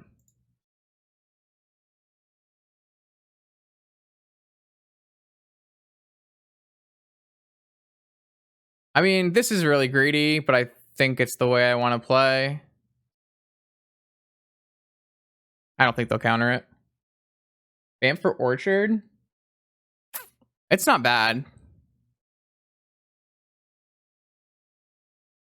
I'm going to lead Ruby and see if I can, like, bait it.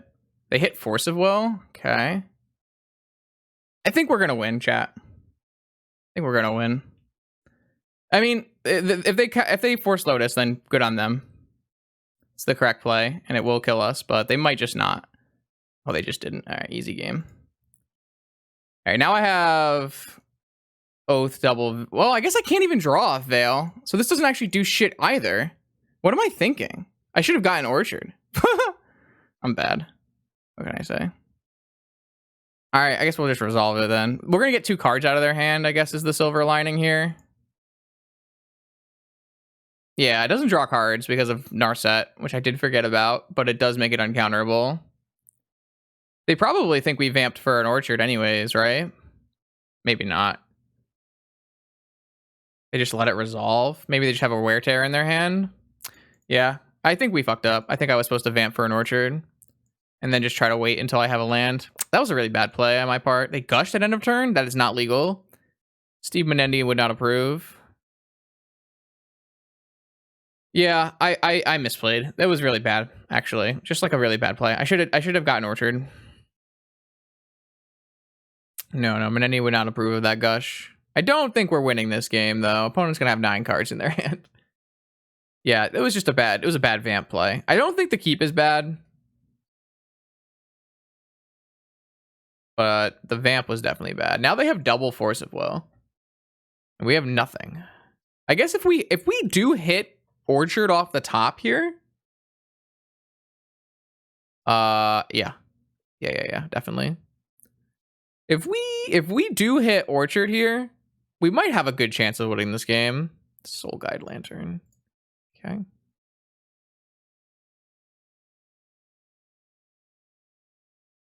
I mean, they can't play creatures yet. So we got that going for us, which is nice. But I'm sure they have like Wear Tear or something. We also can't draw cards because of this Narsets. Though like I said, we have 4 orchards. Every orchard draw is insane because it immediately makes the Oath of Druids a threat. Also lets me play Veil on their turn. Though Veil does not protect this from a Wear Tear, unfortunately. I can also sack this Soul Guide Lantern on their turn to draw a card to get around Narset. So that's also an option.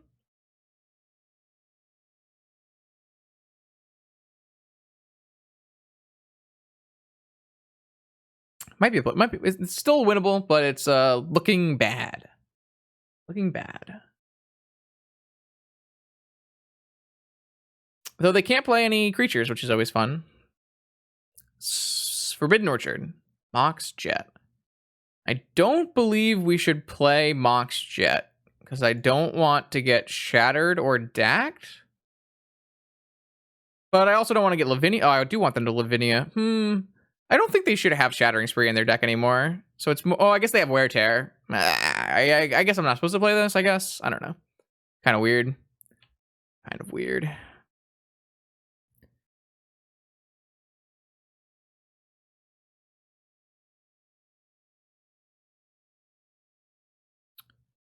I don't know. I'm sure that the feeling of oathing in paper is probably pretty fun.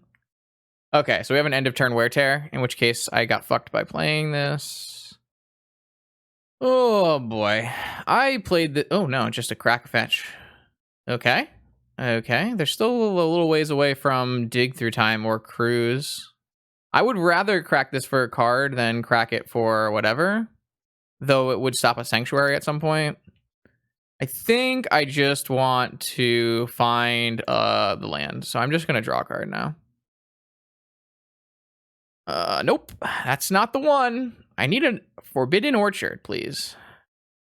Oh, yeah, it's not the worst card I've ever drawn, but I would really want a green land. It's just like even a non-orchard green land. Yeah, I played this game very poorly. If I had vamped for a Forbidden Orchard, I think we would have won this game. Like, I wouldn't have cast my Oath of Druids, but I still would have been able to, like, actually access my plays. But their opponent is not doing anything, because I can't really play a creature. Okay. Is this going to resolve? What do you think, chat? That resolve. That's good. That resolving, quite good. Are you going to cast Dig on my end step?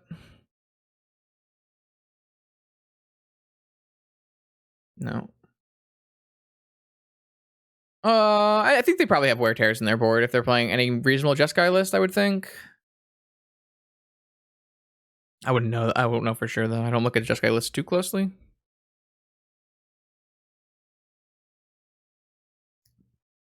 I mean, if their cards in hand are like Lavinias and Dreadhordes, then we're buying a lot of time with Oath. If it's a Mentor... I mean, maybe they still can't cast it. They didn't play any spells this turn, which is unfortunate. If they had like played a Preordain, it would be really nice to like cycle this Veil, but... Aha, chat. We have stayed off the bears by playing the Oath of Druids. Can we please just a little Forbidden Orchard, please? Just a little Forbidden Orchard. Imagine we only played 1 or 2 orchards in our deck. No bueno. All right, we got a spell. We got a spell finally. A Dak fade in. All right, so what I'm going to do is I'm going to force this Dak fade in. Try to bait a force from them. And then veil that shit. And if we get 2 forces for the veil and the force, then that's cool too.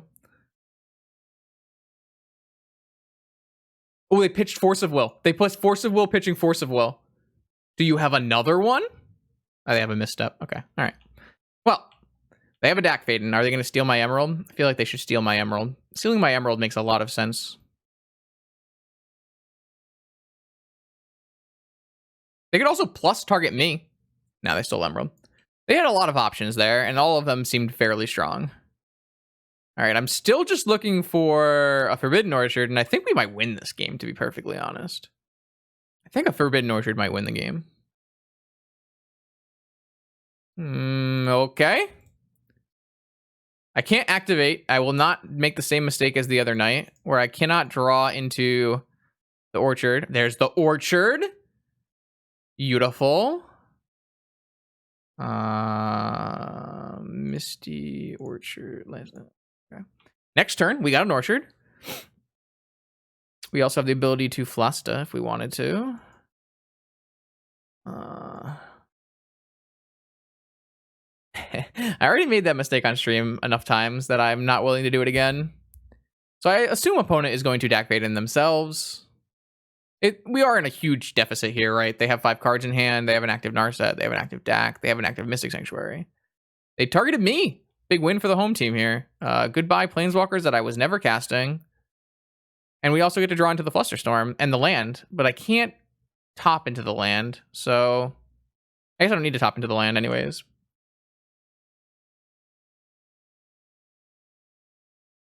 I guess I just draw into... I guess I am going to lose... Okay, this is fine. Oh, what would you have changed? You're still like... what would you have changed, though? I guess I should not be F6ing. You mean 2 Dax. Yeah, I'm not worried about 2 Dax, because that... I don't think that would happen. Maybe it could have happened. Yeah, maybe it's fine. Maybe it's worth worrying about. Okay, so they're going to Sanctuary back Gush, which is a good play for sure, especially with an active Dak Fade in, which they should probably target themselves. I don't think that this F3. Mine is F3. So just check yours first, Asphalt. But I have different settings than most people, I think. Yours might just be like 5 or 3. I have my settings are kind of weird because I have a lot of muscle memory on this F keys, so gotta keep it there. Which game is this, chat? Game 2? All right, this is targeting them, which makes a ton of sense. Wait, they didn't gush. No. Friend. Gush first. Oh, chat.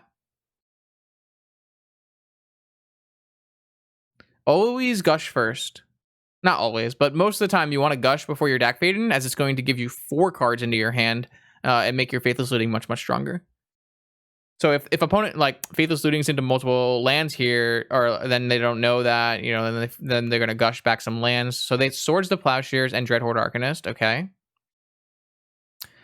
that is really annoying. But if I resolve the Veil, could work. Could work.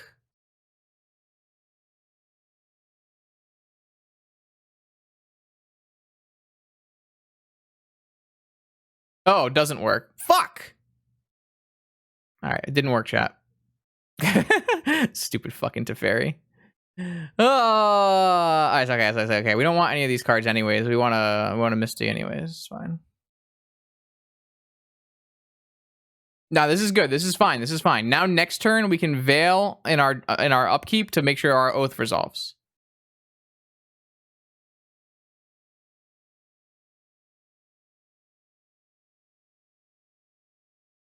What the no? That's Soul Read, chat. The absolute Soul Read after I tapped for green. I like it. Bold play, opponent. I lost my Misty as well. I got on F6, on F6, on F6. It's still a Soul Read.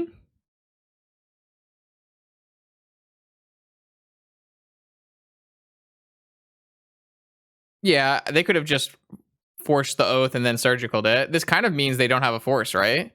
Why didn't they gush? Did they not bring back a gush? I think I just want a tropical island.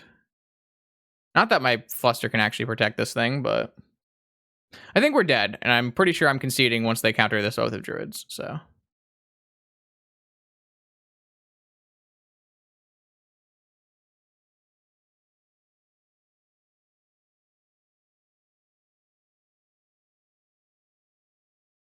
Okay, so they were holding the gush so that they could force it. All right, I am going to concede this game because I don't think it's worth playing out, and it's just going to take too long.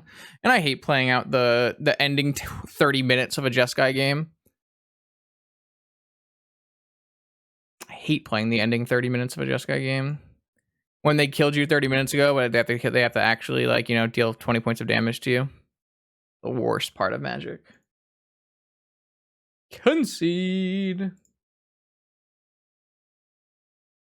All right, so I threw that game hard. No, I would rather have 2 lanterns, I think. I threw that game super, super hard. If I had vamped for a Forbidden Orchard, we might have died to spirits, to be fair. No, I think lantern's just better, though, because it cantrips. Is easier to cast. Maybe not. Yeah, whatever, it's too late. You might be right, I don't know.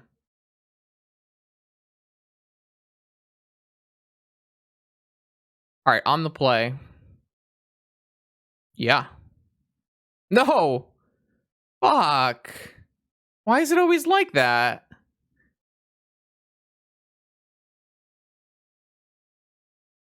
Ah. It's not worth, like, tinkering for a Sphinx. All right, I wish somebody's gonna mulligan it.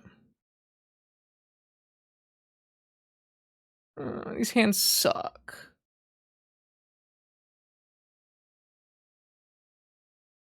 We had too many good hands today. We ruined it, chat.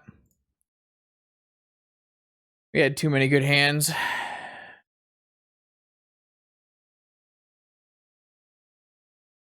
Yeah, I don't know if we can beat a 7-card Jeskai hand on the draw after mulliganing on the play, but we'll do our best.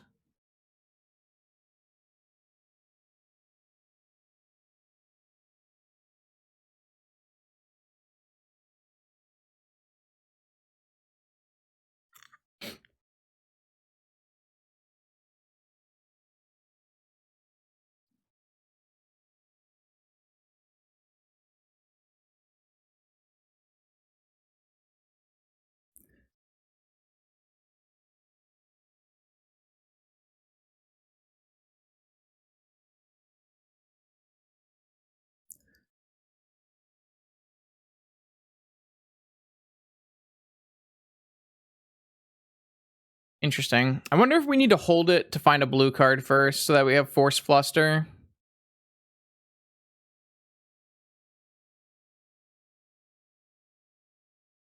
I guess what we can do is we can draw a Jet. You like jamming? Are you insane? I guess we have Fluster. So theoretically, it's fine as long as they don't have Force Fluster. Yeah, but we can just have Force and Fluster. I don't know. I mean, I've noticed the opportunity that it's weird because Log is a control player. Log likes to play like slow, boring, do nothing control decks. But the minute we play a combo deck, it's always jam, jam, jam. It's very weird. The more we wait, the more what? They're not cantripping. They're doing nothing. They're sitting back, they're doing nothing. They're drawing the same number of cards as we are. We have an active Soul Guide Lantern and an active top. I can go to this turn, play a Jet, draw with Soul Guide, play a Sapphire, look at 2 fresh cards, draw Oath of Druids, and then have the ability to Force and Flusterstorm backup. Yeah, I'm not buying it, Log. Not buying it.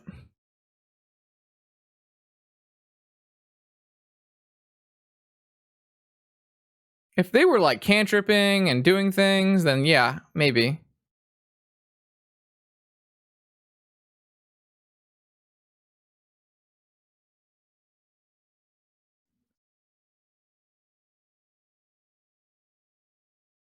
I don't think there's any reason not to spin now. I'll get a better idea. Blue card? Perfect. All right, so next turn, we get to draw Oath, we get to play Oath, and if we need to force and fluster, we have that. Yeah, this was much better. Kind of crazy. We could even wait longer and have hard cast as well if we wanted to. They missed a land drop? They're discarding the hand size? Jeez. Maybe we just wait one more and just get hard cast instead. So if I go... I just get the... I don't want the Mana Crypt, actually. I don't think I want the Mana Crypt. Log's not a zoomer, though.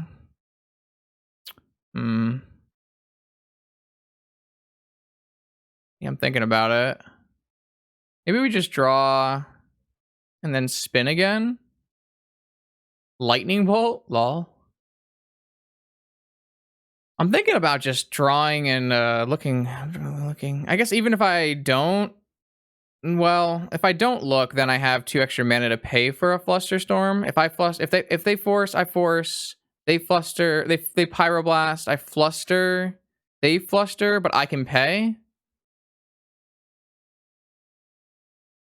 I think I'm just supposed to jam now. I think it's a good time.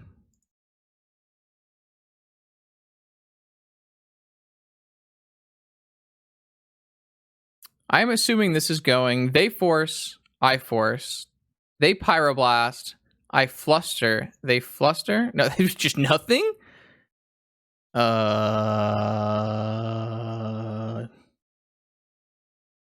What is happening? Kona kept the 7-card hand that had 2 lands in it.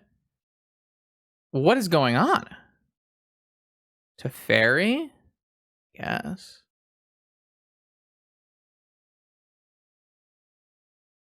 I'm kind of perplexed, to be honest with you. Maybe they drew a bunch of creatures, but wouldn't you just play it? Like, I have an active Orchard, so there's no reason not to play your creatures out. But they can't really play creatures and not hold open counter spells is the problem. But they didn't counter anything.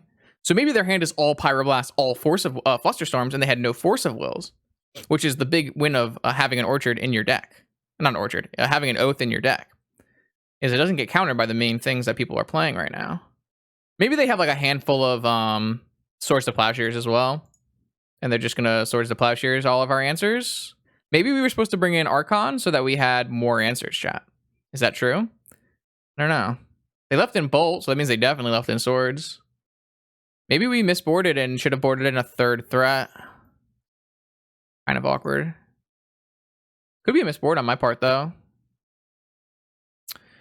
Bolus's Citadel. 1 black, 2 black. That's not going to do it. So I want to mill over all of this shit, I guess. I guess I'm always going to mill over all of this shit. It will mean I don't have a Force of Will up for... I mean, I have Force of Will and Flusterstorm up. It means they might, like, just Swords me in my draw step. But if I have a Grizzlebrand, that's pretty good for me. So... I don't want to mill over the journey anyway, so probably fine. We do know that they play Surgical Extraction, which is something to be aware of. What is happening? This is your end step. Oh, they're going to Lightning Bolt or Swords the Spirit. Oh, they're going to play a Containment Priest. Okay. I'm going to Force of Will that. We no longer have Journey, which we have to remember, chat. I feel like they should have just played it on my other end step then. All right, if they have double Force of Will, that would do it.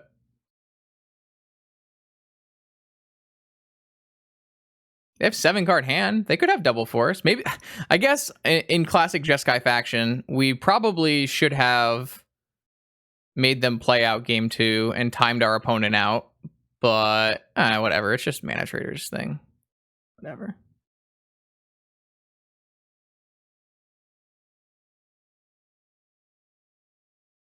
I got nothing left. So if you have a second Force of Will here.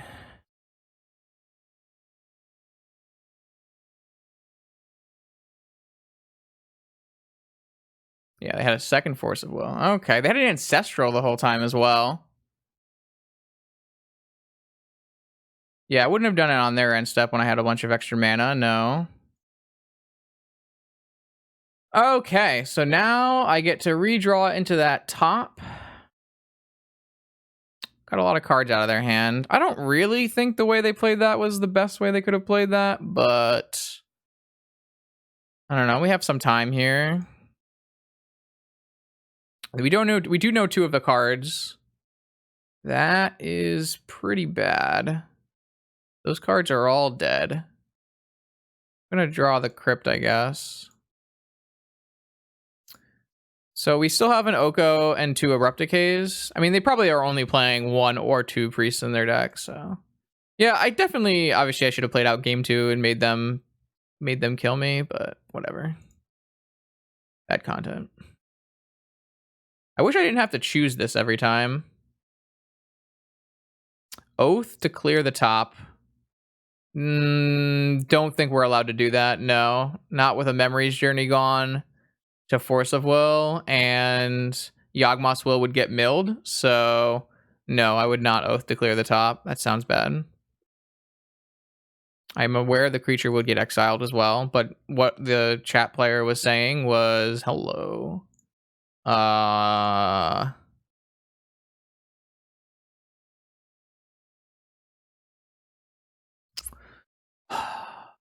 kind of want them to tap out, and I don't want to lose my top even if it resolves. So I think I'm going to give them the opportunity to play something. Hopefully they'll like play a Dreadhorde Arcanist or something. I think they have like a Pyroblast, so I can't really beat that. Oh, a Dak. Play a Dak. Play a Dak. Yeah, I understand. I understood what you were saying. And I don't think we're allowed to do that.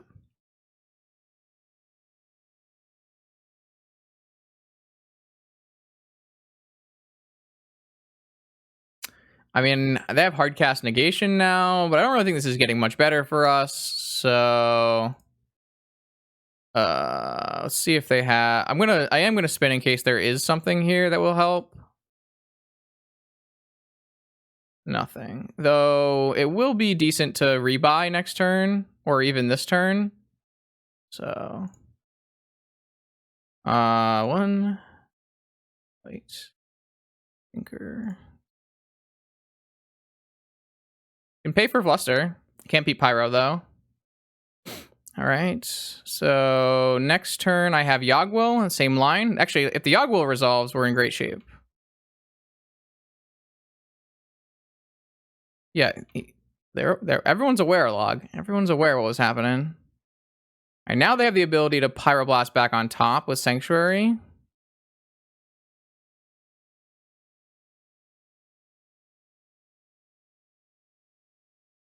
Oh, they're just going for a 3-drop though. Mentor. There. They have 2 cards in hand. This might work, chat. The classic Tinker, the Yawgwill Tinker line. If the Yawgwill resolves, which it probably should, they would have to have like a negation or a Force of Will, I think. Though, actually, technically, Flusterstorm does it. Oh, sorry, yeah, Flusterstorm does it, because even though I can pay for Flusterstorm, I don't have enough to play a Tinker after. I don't know if I ordered the top in a way that I couldn't do that. I think there's a Citadel and I had no choice, but if this resolves, I do have Mana Crypt, Tinker, Flusterstorm. Ho ho! You love to see it. Absolutely love to see it, chat.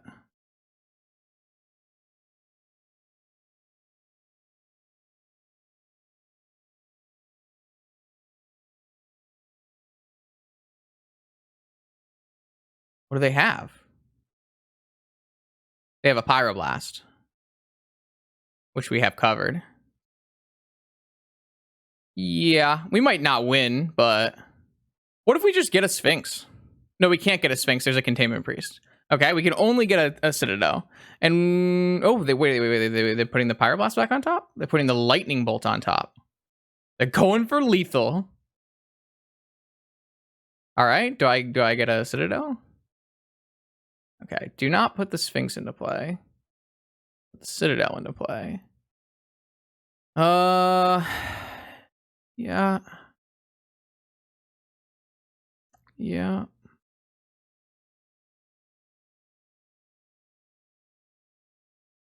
Stay over here, please.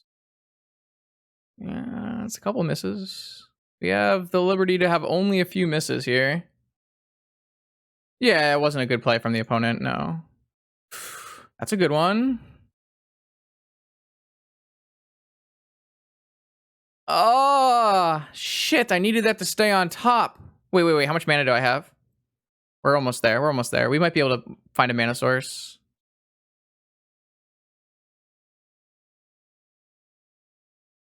Okay, we just need to find any mana source.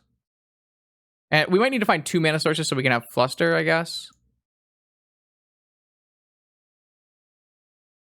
I could kill the Mentor now, but I'm gonna die no matter what on my next turn, right? So there's kind of no reason to, so I'd rather draw through it to save a life. I think. Oh, I mean, I can't cast Tendrils yet. So why does this keep jumping over there?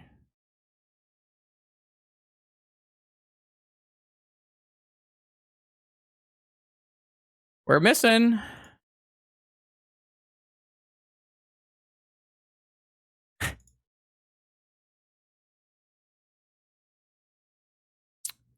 There aren't that many Moxen in our deck, I guess.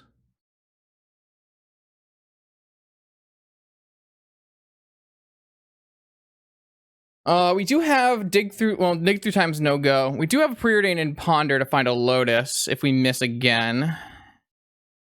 I wanted to just cast the Tendrils off the top, but the Ancestral drew through it. Why not Fluster my Ancestral?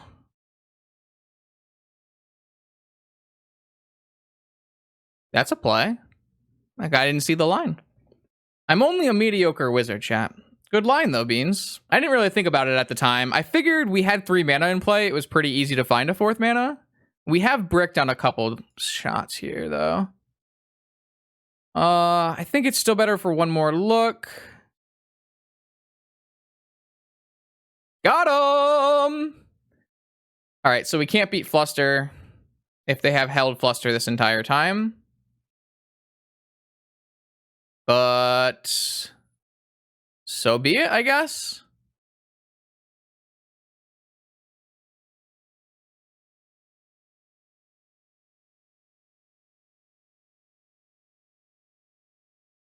Can't beat Trap either. Too many cards. Oh, we did it. Wow, crazy match.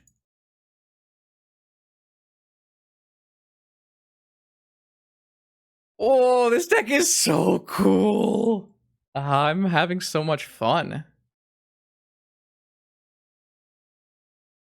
Fuck. Wow.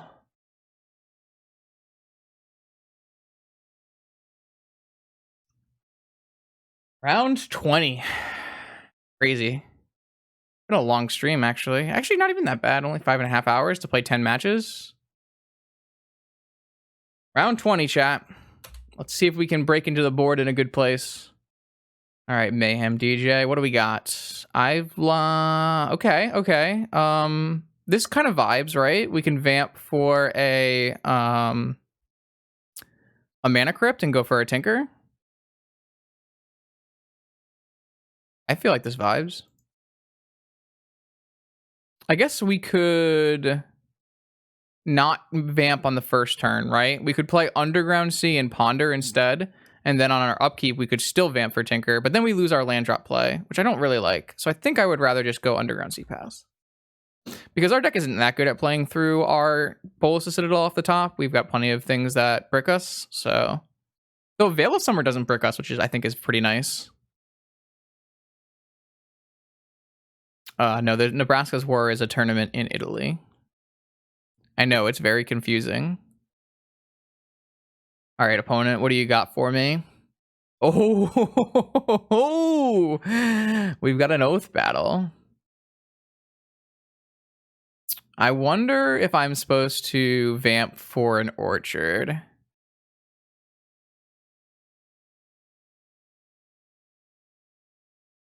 Huh. I wonder if I'm supposed to vote to vamp for an Orchard.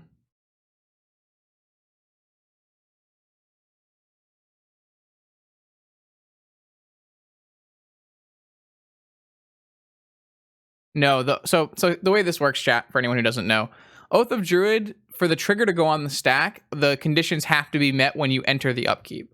So if you do not have an uneven number of creatures in play, the Oath of Druid's trigger will never go on the stack.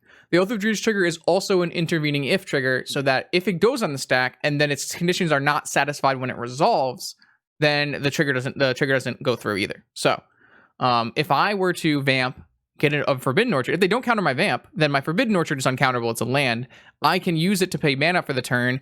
The Oath of Druids trigger will never happen. We can play a board state at parity, basically negating their Oath of Druids, and then I can go for other plays later. Yeah, so the play I was originally going to make is vamp for Mana Crypt and go for a Tinker line. However, I can do that. I mean, I can still Tinker later. I think it's better for me to go for a Forbidden Orchard, which negates their active Oath. The only way the Forbidden Orchard line comes and backfires is if they then have a second Orchard and they outpace me. But I think it makes more sense for me to go Orchard. Like, they might not have any counter magic, right? But I think this play is better. And I could be wrong. I could definitely be wrong. But I think I'm into this line, so. Oh, I should have attacked first, but I fucked up. Now I have double Orchard and Force of Will for my Tinker. Yeah, I mean, this worked out so well, right? So I can just, I mean, yeah, I think I'm just going to go Misstep, Orchard, Force of Will, draw Force of Will, play Soul Guide Lantern. Now I have a Tinker target. Next turn I have Tinker with Force backup, and I actually have double Orchard, so then their Oath of Druids is symmetrical. I can actually trigger their Oath of Druids and go off of their Oath. This is why you board Oaths out typically in the Oath Mirror. So sometimes the first person to play Oath is actually the fish. Yeah, Oath Mirrors are weird magic. That is a true statement for sure. But I'm actually looking like I'm in pretty good shape here. They could obviously have Flusterstorm, but fine.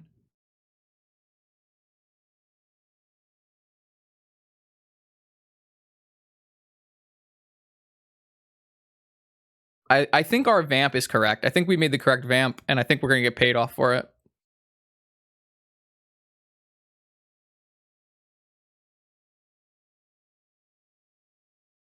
All right, so they do have Flusterstorm, which means that our Tinker was never resolving no matter what. Well, it could have resolved in the first turn of the game when they were tapped out.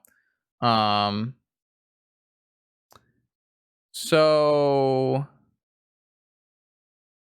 yeah, so they can activate their Oath on their turn, which will make it so I'm not going to get an Oath trigger on my turn. But eventually I will overpower them.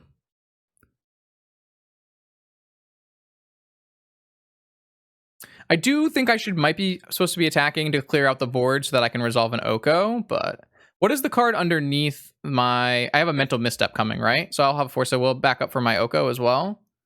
So that's pretty good. As long as I don't have to force anything this turn. So they are going to get an Oko, which I don't think I'm supposed to force. Especially with them having an open mana. I think I just want to play my own Oko. They don't have anything to make me have more creatures right now, so it's not hurting me immediately. I do wish I had traded off some spirits, though. Maybe because they played an Oko, they're willing to trade off some spirits now. I don't know. It's going to be a really weird game, chat. It's going to be a real weird game.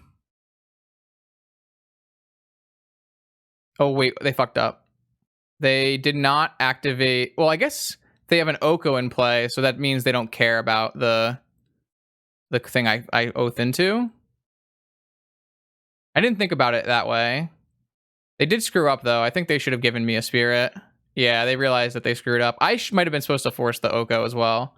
Now I'm not getting a blue card to protect my Oko either, so might be in trouble. But I might get a Grizzlebrand, so... And then we could always go for the combo kill, right? If we get it gets kind of spicy.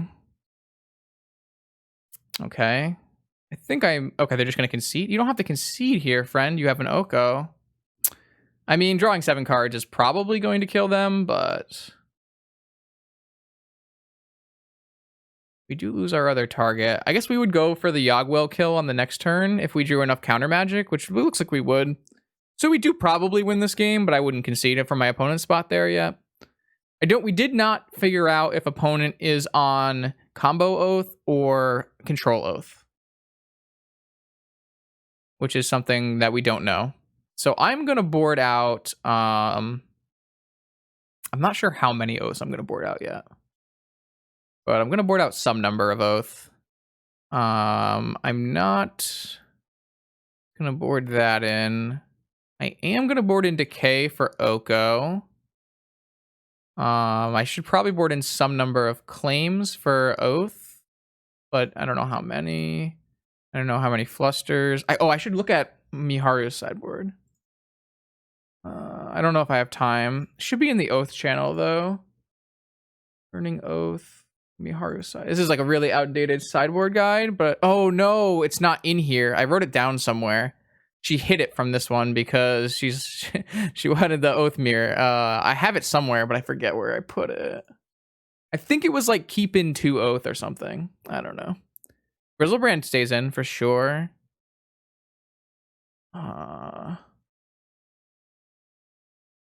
think what I want to do is cut these Soul Guide Lanterns. And the problem is we don't play as good of a control game because we don't have Pyroblast. But we do have is a Tinker Yogg-Westwell combo game, which is nice. Yeah, I think I'm going to cut all of the Oaths. I can't remember if I'm supposed to. I feel like she leaves in 2. But I can't remember. Do I still want Memory's Journey? Probably. Fuck, I can't remember. I wrote it down somewhere too. I just annoyed myself.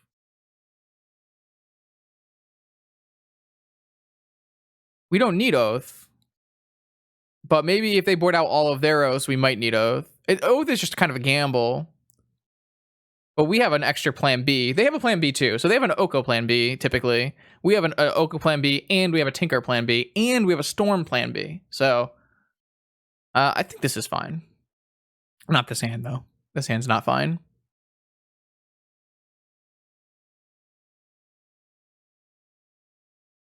But they might also be combo. They could have seen my deck and played. Like, it could have happened. It's a lot of plan B. Sure. Keep. One of these claims is redundant. We don't need that.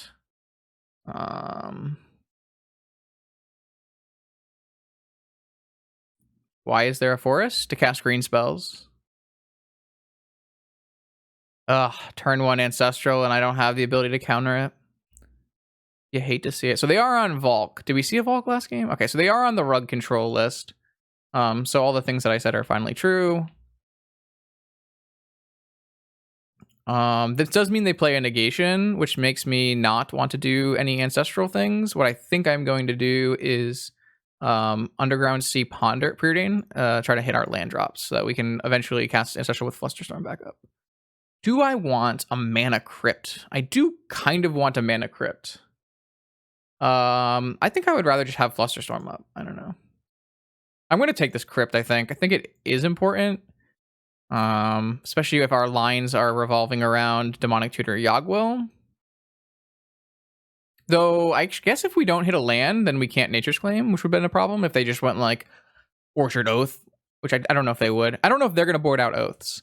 So if they keep in Oaths, it's very good that we board out 4 Oaths. But if everyone boards out Oath, then it's kind of bad that I board out Oath. Oh, they boarded in Archon. That's weird. I don't think I would have boarded in Archon in this matchup. So yeah, now we are in trouble with the Pyroblast situation, I guess. But I'm just going to Preordain again. I don't think they're going to... Okay. So I'm going to leave them... I'm just never going to want this Nature's Claim. But I'm probably going to crack this, so maybe it doesn't actually matter. I'm thinking that I'm going to just Demonic this turn. to be perfectly honest. I don't know what I'm demonicing for. I guess I could technically go, if they don't have Flusterstorm, I could go demonic, Lotus, Yogwill. I could go, I think next turn we can just go for the full ancestral. Maybe we're going to end of turn ancestral on them and then go for like demonic, Lotus, Yogwill, Lotus, ancestral, preordain. Maybe that's my plan. Let's see what happens. I think I'm just going to pass the turn and then choose to either claim or ancestral, baby. Especially if they like tap out for an Oko or a Jack Vaden. That would be pretty good. Okay, so they have an Orchard. Are they going to go Orchard Oath? We don't have an Orchard ourselves, so they could actually get an Oath off. But if they tap out, we could go for a combo kill for sure. All right, they didn't tap out. I am interested in using my mana to the most efficiency, I think, and just going for a Ancestral on their end step. This also means my Ancestral can't get negated, but that's kind of not a big deal when I don't want my Yogwill negated, so.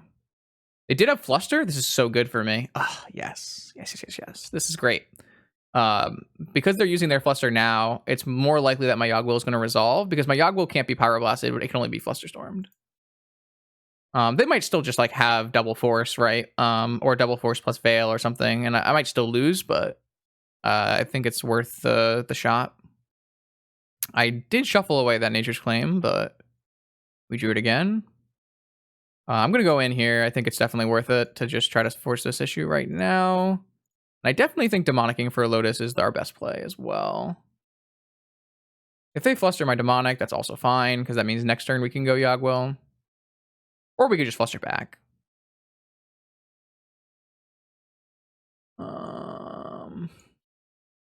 Okay, they had double fluster. I think I'm interested actually in letting this one go. The reason being, we can just, oh, they have Brainstorm. Okay, that's fine, don't care. Now I'm going to go all in because I have a Flusterstorm.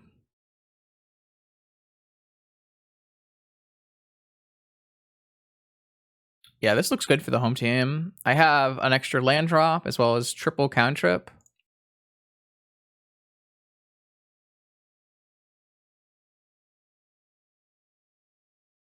Black Lotus.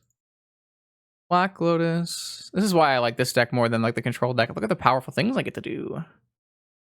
I mean, they might have like Mind Break traps and a negation or something, and then I'm going to be sad, but they have to have double force to beat us here, or force plus trap, so I like what the spot we are in. A bad part is if they do counter this, we did just waste Demonic on Lotus, but I think that was fine. Okay, so they had a negation. I have a Fluster. Do you have another force? They could definitely have two forces after Ancestraling and Brainstorming. Okay, so they had double negation and a Force of Will and a Dig Through Time. Okay. All right, so we're kind of left with nothing, and that is definitely the downside to going in. Oh, we definitely could DT again. We probably had a Lethal Storm kill, to be perfectly honest. Between Lotus and DT and Ancestral, I think we probably had like, maybe we could just get Tendrils and kill our opponent. All right, so opponent is got down to 2 cards. We're down to 2 cards. Our cards are bad, unless they kept in Oath. If they kept in Oath, they're not bad. That this is a downside to doing Demonic though. So if we had like not gone for Demonic, we had just gone for Yogwill, might have been better. Okay, beautiful. That's so good. That's so good for us. Well, I guess if they have a counter spell, it's not good for us. But the fact that they had Oath still in their deck and we actually have these claims here is just like perfect. So they shouldn't be able to counter this no matter what. Unless they have Mental Misstep as their last card. I don't need my graveyard anymore because I can't get cards back. Yeah, we don't want to see an Oko for sure. All right, that's a land drop. Hardcast 4. Second Oath. No, it's an Oko. Unfortunate. Super unfortunate. We can Nature's Claim the food in response. I However, we lost if we hit a land drop. I kind of want to just play a Narset and then just block with Spirit, I think. Try to find a Tinker. Though I do have the ability to Nature's Claim the food after they stand it up. Put this to 5. It's not going to go down, though. So I kind of think we just need this Narset in play no matter what. We can get an Abrupt Decay as well. Time Walk, Vamp, Preordain. So I think here is pretty simple. We do Vamp, and we Vamp for Tinker, and we Tinker our Citadel, and we hope that that works. And they have one draw step, basically, to find a counterspell. I think that's better than going Time Walk. Let's find out. I mean, we are going to 13, and we might go to 10 off our Crypt. So we, again, don't have a lot of health to work with off our Tinker, but like they have exactly one draw here. There are a lot of things they could find that could counter our draws, but... Yep.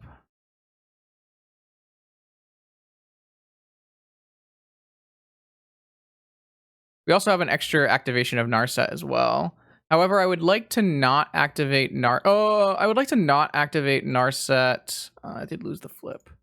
I would like to not activate Narset until after I Tinker. Oh, wow, they drew Mental Misstep.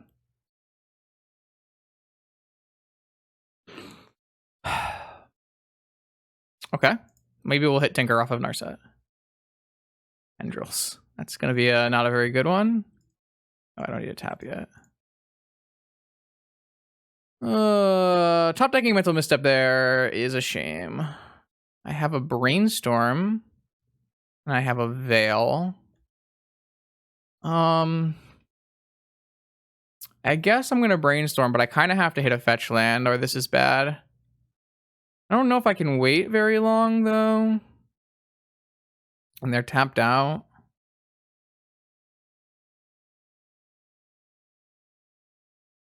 I mean, it's possible that I was just supposed to get Time Walk with Narset, but I don't really buy that.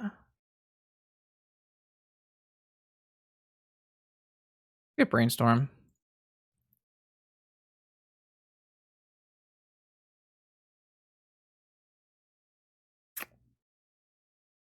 I mean, it does technically because we would have gotten a Time Walk turn and had a Narset activation, so... Alright, well... I have a top to filter things off with. The Orchard is not very good here, though.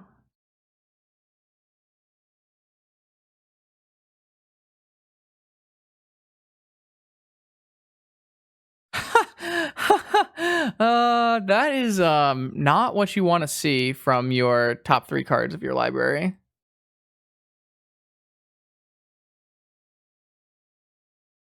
I guess the best one to draw is Citadel, as I am exactly 1 black source away.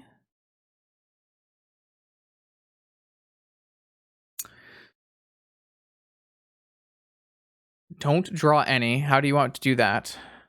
That's not possible. I have to draw one of them.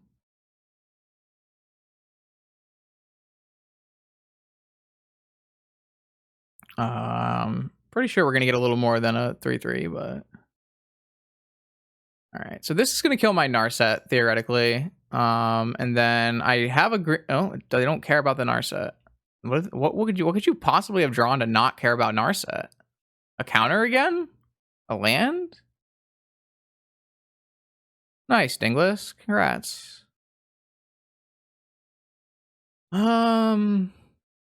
All right, well, I'm going to draw this Citadel, and then I'm going to spin. Winning a flip is good. Fetch. Ruby. Doesn't do anything. All right, I'm going to use this. Oh, I should have used the Underground Sea. Misplay. They drew Grizzlebrand. Why couldn't they have drawn Grizzlebrand last turn when I wanted the goddamn Tinker? Abrupt Decay. That's good.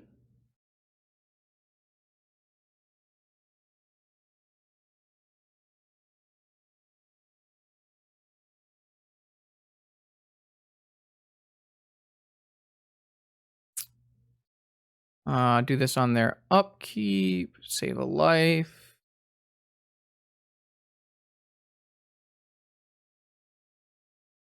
They also have Dead Oath draws, which is nice.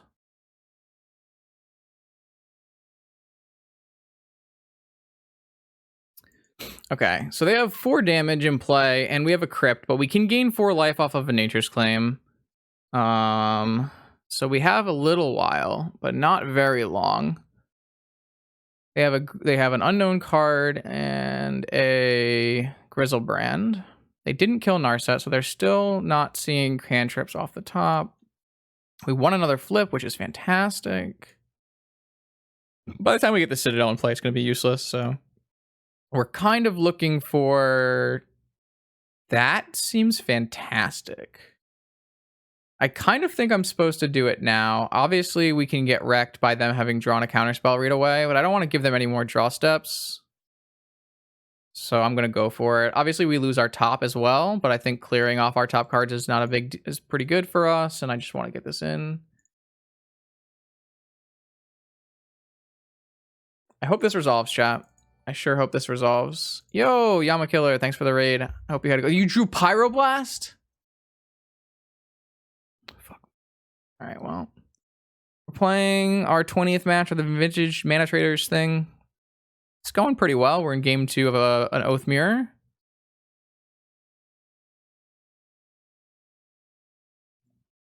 They might kill the Narset now.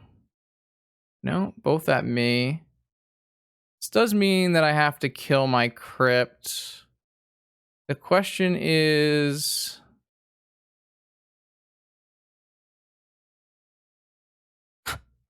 Sure. Technically not dead.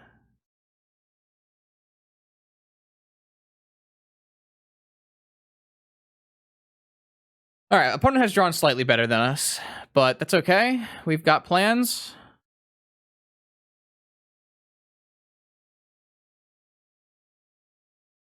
Drew an Oko? No. Drew an Oath? That would be dead as well. Yeah, the Grizzlebrand draw was definitely bad. True. We don't have much going for us here. I don't actually think we have any draws anymore because we have top into like nothings. We don't have any mana. So I really don't think we have anything going for us, especially with 2 draws being dead. All right, yeah, we're dead. Okay, that was a hard game. I feel pretty bad about losing that, but it might have been my fault for going for the DT line. The DT line might have killed me, but I mean, they had to have double force, so it's a little hard to say. I definitely like having 0 oaths in my deck. I might even put the 4th claim, even though well, I don't really need 4 claims. I think what we're doing here is good. Maybe I'm not supposed to have Grizzlebrand in my deck because I'm not playing any oaths. I guess. So we can just play 1 Tinker, 1 oath target, and 1... Oh my god, chat. Log gave away all of the points to the wrong team. I guess they're still playing oaths though, so maybe it's fine to keep 2.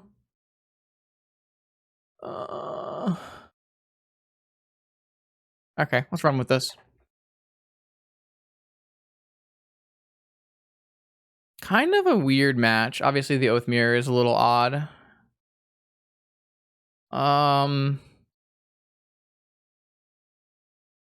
I mean, this isn't bad. It doesn't do anything, which is kind of the issue, but it has a lot of interaction and decent mana. No Orchard. Can't actually counter an Oko, but I can destroy an Oko. I think I'm going to keep this hand. It's not good, but I don't think it's bad. We're in game 3 now. This is the last game. Yeah, our hand doesn't do much, but it doesn't let them do much. So, don't make another prediction log. What are you doing? Let's just make another one. All right, whatever. Who cares?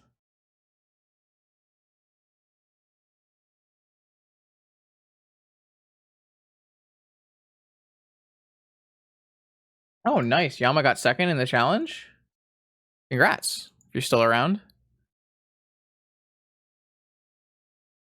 No one thinks we're going to lose. Kind of wild to me. Oh, here come the votes. Here come the votes. I guess I'd rather just hold up both if I can. That's not how that works. Different people bet log. It doesn't matter. It's just imaginary points anyways.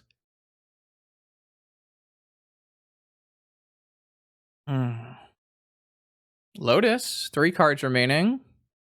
Pass. Interesting. What do we feel about like claiming this Lotus at end step?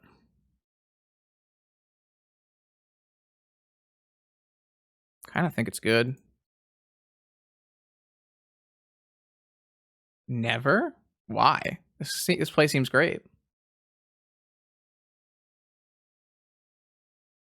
Yeah, but this also puts them off of Force of Will, hardcast Force of Will. And hardcast negation and all of those things. I'm gonna look for one more mana source before we play this Oko. Decay the Mox. That, I think, is probably greedy. Especially when that's an off-color Moxen for them. I don't think we're gonna do that. We kind of need our decays for like better permanence. Alright, if we hit a mana here, we're gonna definitely go in on Oko. Beautiful. Absolutely incredible. Thank you for playing Magic the Gathering with Justin.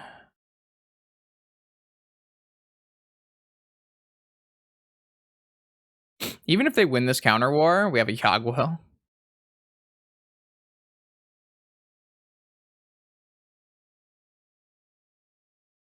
They could have a Pyroblast, to be fair. I don't think we're elking the Mox. If anything, we're gonna elk our own. Jesus Christ. Okay, so they had Oko, Force of Will, Force of Negation, and Misstep. So unfortunately, this means that the Oko is getting negated, which means I cannot bring it back with Yagwell. All right, so they have just nothing else left in their hand. We also don't have much, but we have a lot more mana than our opponent.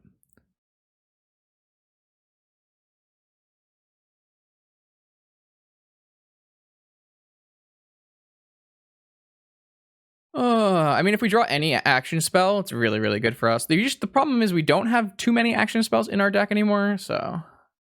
Alright, they hit a land drop. Preordain's great. I'm gonna fetch first, in case we want both. Definitely need a black source. Preordain. Bottom. Sphinx. 3, 4, 5, 6, 7. I need one more mana. Okay. Almost. 3, 6, 7. I need one more mana. I could Yagwell for that mana. Oh, we're doing it.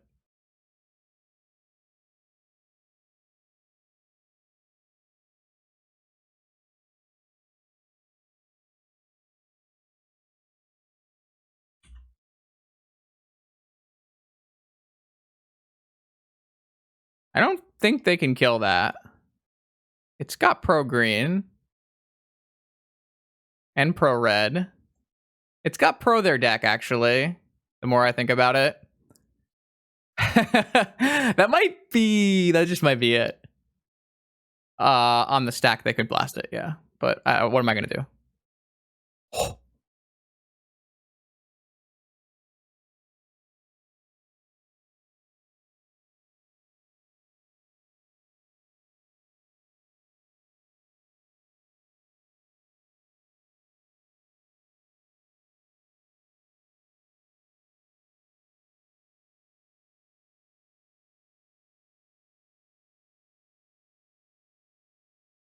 We might have just top deck real good. Damn, we might go real good on the day. Another this one's not 7-3, right? This is 8-2. Go 8-2 with our homebrew combo oath.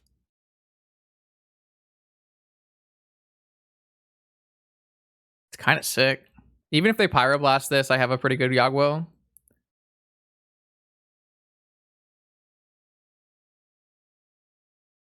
I'm pretty sure they have no outs to Sphinx, so they can't even oath into anything because I have an active orchard. I guess they technically can, but we also have a decay, so GG's.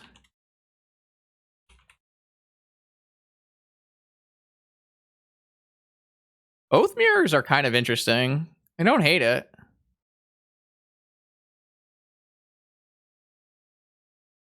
Should have kept playing game one.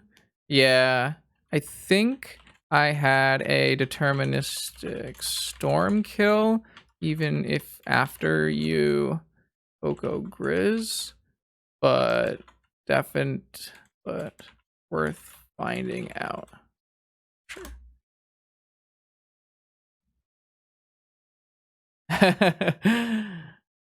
Yeah. Opponent's talking about game one, which was the one where they forgot to use their orchard and put the Grizzlebrand got put into play. GG's. Leaderboard spots, baby. Let's go. Tendrils was very good today, actually. Besides that one time where we drew it and we didn't want to.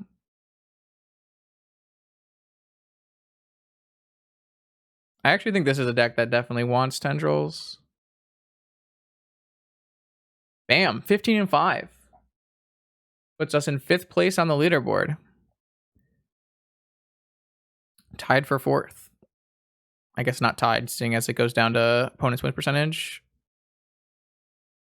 Boom! Good day, chat. Good day. Not bad. We played for 6 hours of Magic. We got 10 matches in 6 hours, which I'm liking that. We put ourselves on the leaderboard. We only lost 2 matches. One was to our own fault, right? Possibly could have won one of the ones we lost, and then the other one we got ravaged by Archon and company. But yeah, this was fun. I'm gonna do more probably. Well, actually, I guess I have to see how much points a leaderboard spot is. I assume that this is not good enough to get like good stuff. I don't anyone know, I guess. Where does it say? What does it say? Rules? I don't even know what the hell the leaderboard does. Okay, leaderboard is 5th through 10th is $100.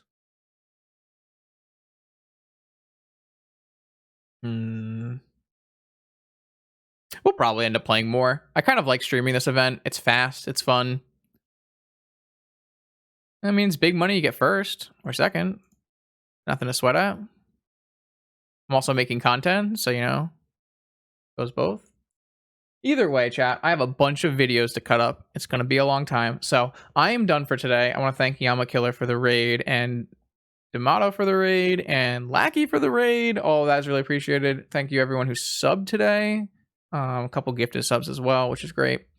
If you're new here from any other stream, my name is Justin. I'm actually level 1. I stream Vintage Magic the Gathering. If you're interested in learning Vintage, watching Vintage, anything have to do with Vintage on Magic Online, this is the place to be. So feel free to follow the channel or subscribe on YouTube. I'll put a link in chat. Both of those are free things that help me grow the channel and help more Vintage get played. If you're interested in learning Vintage, there's a bunch of very strong, not strong, what the fuck, who says strong? A bunch of very important or high stakes Vintage tournaments this month on Magic the Gathering Online. There is a showcase next weekend, which I will be streaming on this channel, 1 p.m. Eastern. There is a PTQ, which will be Sunday the following weekend, I believe. Check that real quick. I think it's Sunday the following weekend, but I'm not 100% sure. It might even be Sunday that same weekend. I can't remember. It's a PTQ, so you can qualify for the Pro Tour playing Vintage. And then there's the ManaTraders series on the end of the month. So lots of really good vintage Magic is happening on Magic the Gathering Online this month, and it's affordable. It costs half the price of an Uro deck in Modern, so highly recommend it. I think that's all I have to say. My next for sure stream will be Wednesday at 7 p.m. Eastern for the Mythic Society weekly vintage event, and then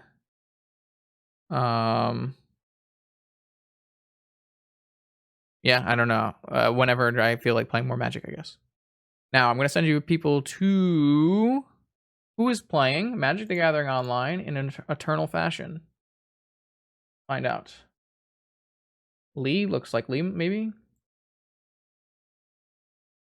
Cube for LSV. I was trying to find a Legacy. Legacy Sunday. Jeskai Mentor. What's Lee doing?